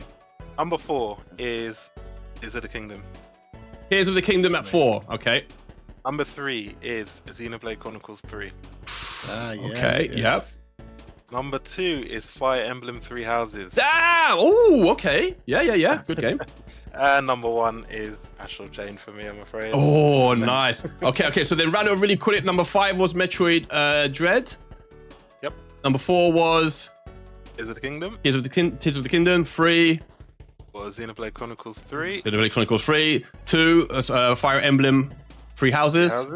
And then number 1, of course, Astral Chain. Incidentally, DG was asking whether it's a hard game. You can adjust. Astral Chain. Whether Astral Chain is a hard game, you can adjust the difficulty, my friend. You can play on easy. I think I play on medium. I can't remember, but it's honestly DG. It's more than worth getting that game. It's, as I said, the best exclusive on the Switch. Justin, your top 5, starting with number 5. Top 5. Yeah, this one, definitely was hard to had to narrow it down. Who do I leave off? But I had to start with Fire Emblem 3 Houses. Oh, yep. I love my Fire Emblem games. That's home for me. Coming in at number 4. Not quite as high as my man Akira here, but Astral Chain is at 4. Nice, yep. Number 3, I'm surprised, I haven't heard any too much love for my guy yet, but Super Mario Odyssey. Oh, okay, yeah. That game's, it's true, almost no one talks about it anymore, but yeah, of course, massive game, yep. Yeah. Number 2, Xenoblade Chronicles 3. Wow, okay. RPG of all time. Oh, damn! I feel I'm the only one that prefers 2 and X over 3. Oh, damn, okay. And then number 1, Justin, you're number 1. Number 1. What else could it be but Tears of the Kingdom? Tears of the Kingdom. Wow. Yeah. Okay. So there we go. We got Akira and Justin's top 5. Now I will give you. I've got it laminated here on my laptop. Let me tell you, my good friends. My laptop's off. So number 5. I'll give you my number 5. No one mentions this, but Little Nightmares. I love Little Nightmares.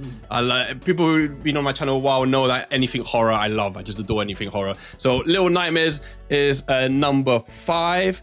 Number 4, I've got Doom 2016. I bloody love Doom 2016. Number 3, it was Astral Chain. Number 2, I've got Alien Isolation. I love that game.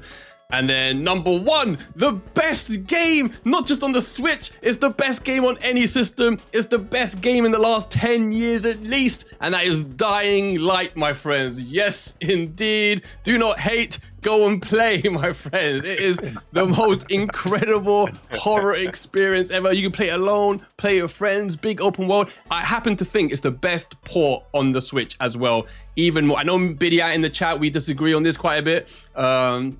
I think he thinks, I can't remember what I think he thinks, but I think Dying Light is just a miraculous port. The fact that that's open world and stays at a locked 30 FPS, has everything that the other versions have on the screen, stays on the screen, has all the content.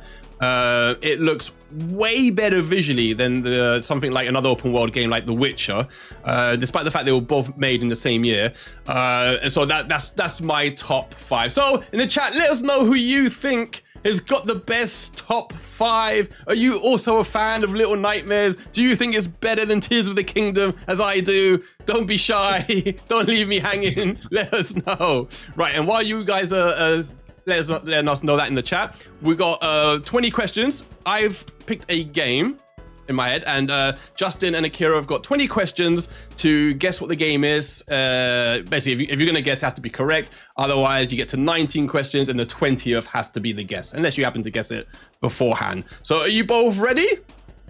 Yeah, okay. Should we make it? It's 20 questions a lot, or should we make it 15 questions? I feel like 20 might do it. We'll do 15. 15, though, because, we'll do 15 questions. 15 questions. All right, so go for it. Who wants to go? Whoever wants to go first with your first question. Okay, go for it. Why not? And I think I can only answer yes or no, basically. Okay. Oh gosh. Oh no, actually no. You know what, Justin, you go ahead. My go, Justin. Has drawn a blank for some reason. No worries. Did Nintendo make it? No. Even the way I said that.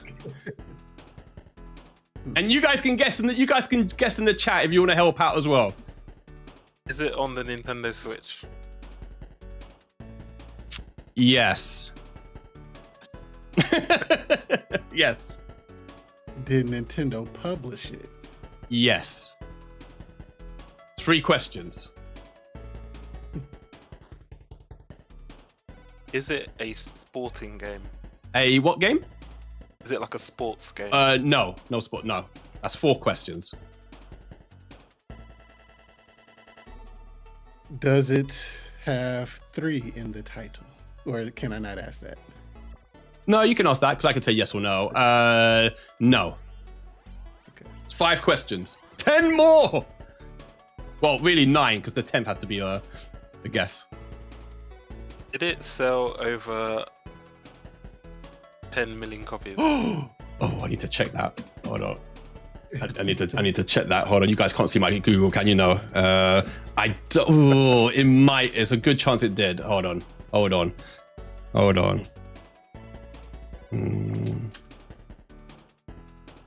have a look. Oh, no, it didn't. That's 6 questions.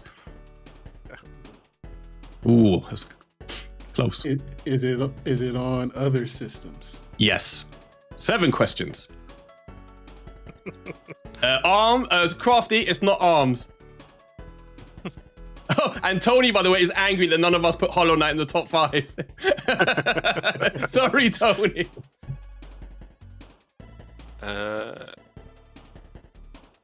Is it like one of those? No, bad question. You get warm, like you got warm. Well, you got warm with the publisher and all that sort of like, oh, yeah, and other systems. By other systems, do you mean non-Nintendo systems? No. 8 questions. Quite nervous. I don't know why. Vidya says he thinks The Witcher. No, not The Witcher. No, because it didn't have 3. No play. Oh, there are some questions. There are some questions in the chat. So if you guys want to borrow any of their questions, because some people have some questions there. You got 8 questions. Is it a shooter? No. 9 questions. Mark Lance, welcome, Mark Lance. I'll top PS2 it will top PS2 by the end of 2026 and top DS by the end of 2025, Mark says. I definitely think you're right about the DS. For some reason, I think it might take longer for the PS2, but it definitely will. Welcome to the channel, Mr. Mark. That's 9 questions. Has some claps as well. That's smart. Is the IP owned by Nintendo? Yes. That's 10 questions. Oh, matey. If we get to 15, if we've got time, we can go to 20 questions. But at the moment, it's up to you guys. We've got 10 questions so far. So, Nintendo owns the IP. It's sold less than 10 million. But it's also been on other platforms. Yeah. I think you might have to come a little closer to your mic. Sorry, Justin. I think sorry. That's fine. It's fine. Yeah. A lot of people seem to think it's one game. I'm not going to say yes or no, but a lot of people definitely think it's something. So the one game that they're thinking is, you said it's been on non-Nintendo systems, right? But it's been on no, it hasn't been on non-Nintendos. It's only been on Nintendo systems. Yeah.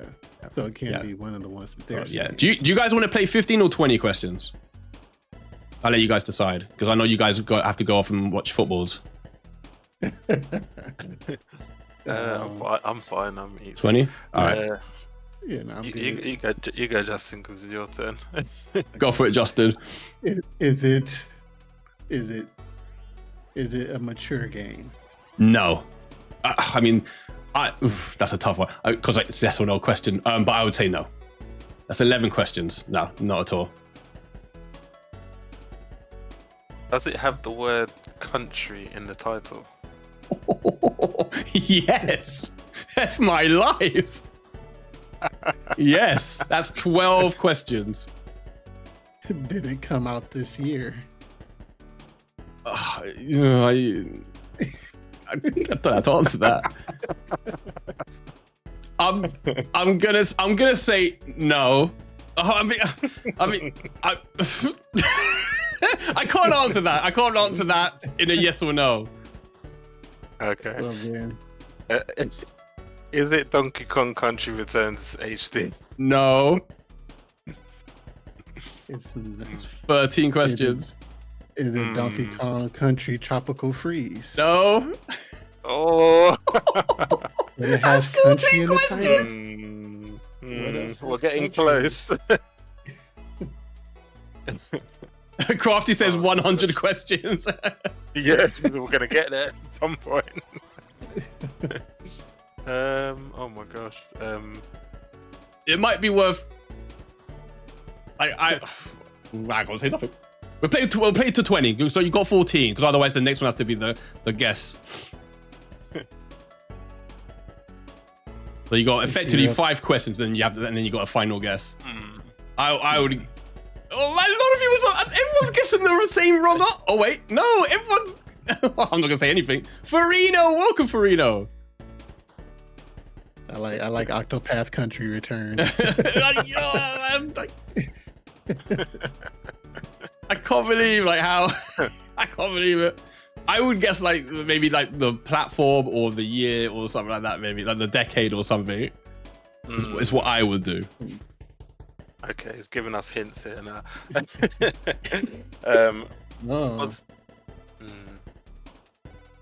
Was it originally on the Super Nintendo? Yes, that's 15 questions. You got 5 more, so 4 more to guess. And it doesn't have 3 in the title. No, but you already asked that, so yeah. So yeah.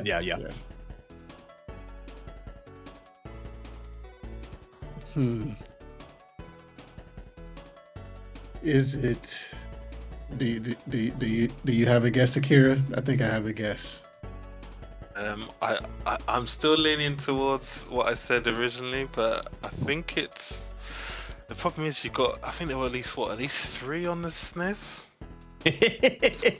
Yeah. It could be any one of them. Yeah, but you got 5 guesses. Yeah. Okay. Does it have the word Diddy? Oh, that's a poor choice of words, actually. No Diddy. No Diddy. Does it have the word West in the title? No. 16 questions. So is it the OG Donkey Kong Country? That's it. Yep. OG okay, Donkey cool. Kong Country. Congratulations to you both. I literally cannot believe how many people in the chat all wrote at the same time Donkey Kong Country HD returns. Literally 4 people in a row, and then the next 3 people Donkey Kong Country Tropical Freeze. Donkey Kong Country this. Yeah. The amount of times you were halfway through the title, and I was like, yeah, oh shit, no. Congratulations. So obviously we follow each other on Discord and Twitter and stuff. So I will send you both a $10 voucher eShop, so then you guys can do a giveaway with your audience, or however you want to do that with your audience.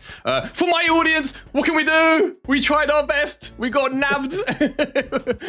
but do not panic. You guys, we do our giveaways once a month at least, and there's a giveaway in the Discord at the moment. So you guys eat well. And what would you want? You're getting a Switch 2 at launch, you little scallywags. So massive congratulations to Justin and Akira. We are going to leave it there for today. Let me just quickly say it's been an absolute pleasure, joy to have you both, Justin and Akira, on the channel. It's gone so fast. I've had so much fun talking to you guys. Thank you so much for spending this time with me. Everyone in the chat, for my audience and anyone who's new in there, make sure you go check out Justin and Akira's YouTube channel. They're both in the description below. They, like I said before, they do, and I wouldn't say it just because they're here. The reason that I invite them on the podcast is because I really enjoy their content, and they do really awesome Nintendo-related content and other content. So make sure you please go check them out. Give them a hashtag ATV, let them know where you came from. And where else, Justin, can our peeps find you? And what you're up to next? Let us know what you're uploading next, and where people can find you. Yeah. So yeah, I'm on here on YouTube at Just Keep Playing, and then you can also find me on X or Twitter at JSmithWilliams. And yeah, I got more Switch 2 content coming up. Going to talk about is the name Switch 2 disappointing? Is it just being a better Switch? Is that disappointing? Yep. And Akira, where can what are you up to next, and where can people find you? Oh yeah, oh gosh, next video, it's probably going to be something Nintendo Switch 2 related. I haven't thought of the topic. Is it going to have WoW in the thumbnail? Oh, God forbid, no, God forbid. It might be about the mouse support actually, because that nice. does look quite interesting. So I might do a video on that. But yeah, you can find me on YouTube at AkiraTwin, and I'm all over socials as well: TikTok, Threads, Instagram, Twitter, with the same tag. So yeah, thanks for having me on, and yeah, it's been cool hanging with you and Justin. Pleasure, my friend at all. Let me just quickly say bye to everyone in the chat. Quickly, everyone knows I don't like to leave before I say thanks to everyone. So from the bottom up, I can see Farino. Thank you so much for dropping by, Farino. DG, is always a pleasure to have you here. My good friend, best friend in the whole of YouTube, Bidia 507. Even if he hasn't played, that's why he couldn't guess it. He's never played Donkey Kong Country Returns or any Donkey Kong Country. Shame on you, Bidia. Even though I love you, biggest for shame on you. He says, good live. I subscribe to your panelist channels. I had a good time. Greetings to all. Oh, now I feel bad for saying that. BDS, don't boo him, he's the best. And he's subscribed to both of you guys. Akira, as I said, and Justin, of course. Tony, thank you so much, Tony, as always, for dropping by. One of our favorites, Tony. Farino, I said, no plays is in the house. Thank you so much, Nose, for dropping by. Paul Pag, I just saw Paul Pag. I don't know if you're still there, bro, but welcome to the channel again. Crafty Cookie, he wanted to play 100 questions. We don't have time for 100 questions. Who else did I see? Mark Lance, I said, welcome to the channel, Mark Lance. Scruffy, welcome, Scruffy. Thanks for dropping by, my good friend Palm, who trolled Akira, bless him. But thank you so much, dude, for dropping by. 16-bit boys, thank you for dropping by. Is that everyone? The thing is, the chat only lets you go up so high. It's so annoying. So I know I'm gonna miss people out, and I'm gonna feel bad about it now. So if I missed you out, it's because I can't see your names. Tony K, though, I can see your name. Thank you so much for dropping by, Tony K. Awesome to see you as always. Super Mario Glitch, thank you for dropping by as well, my good friend. Akuma White, muchísimas gracias por pasar, amigo mío.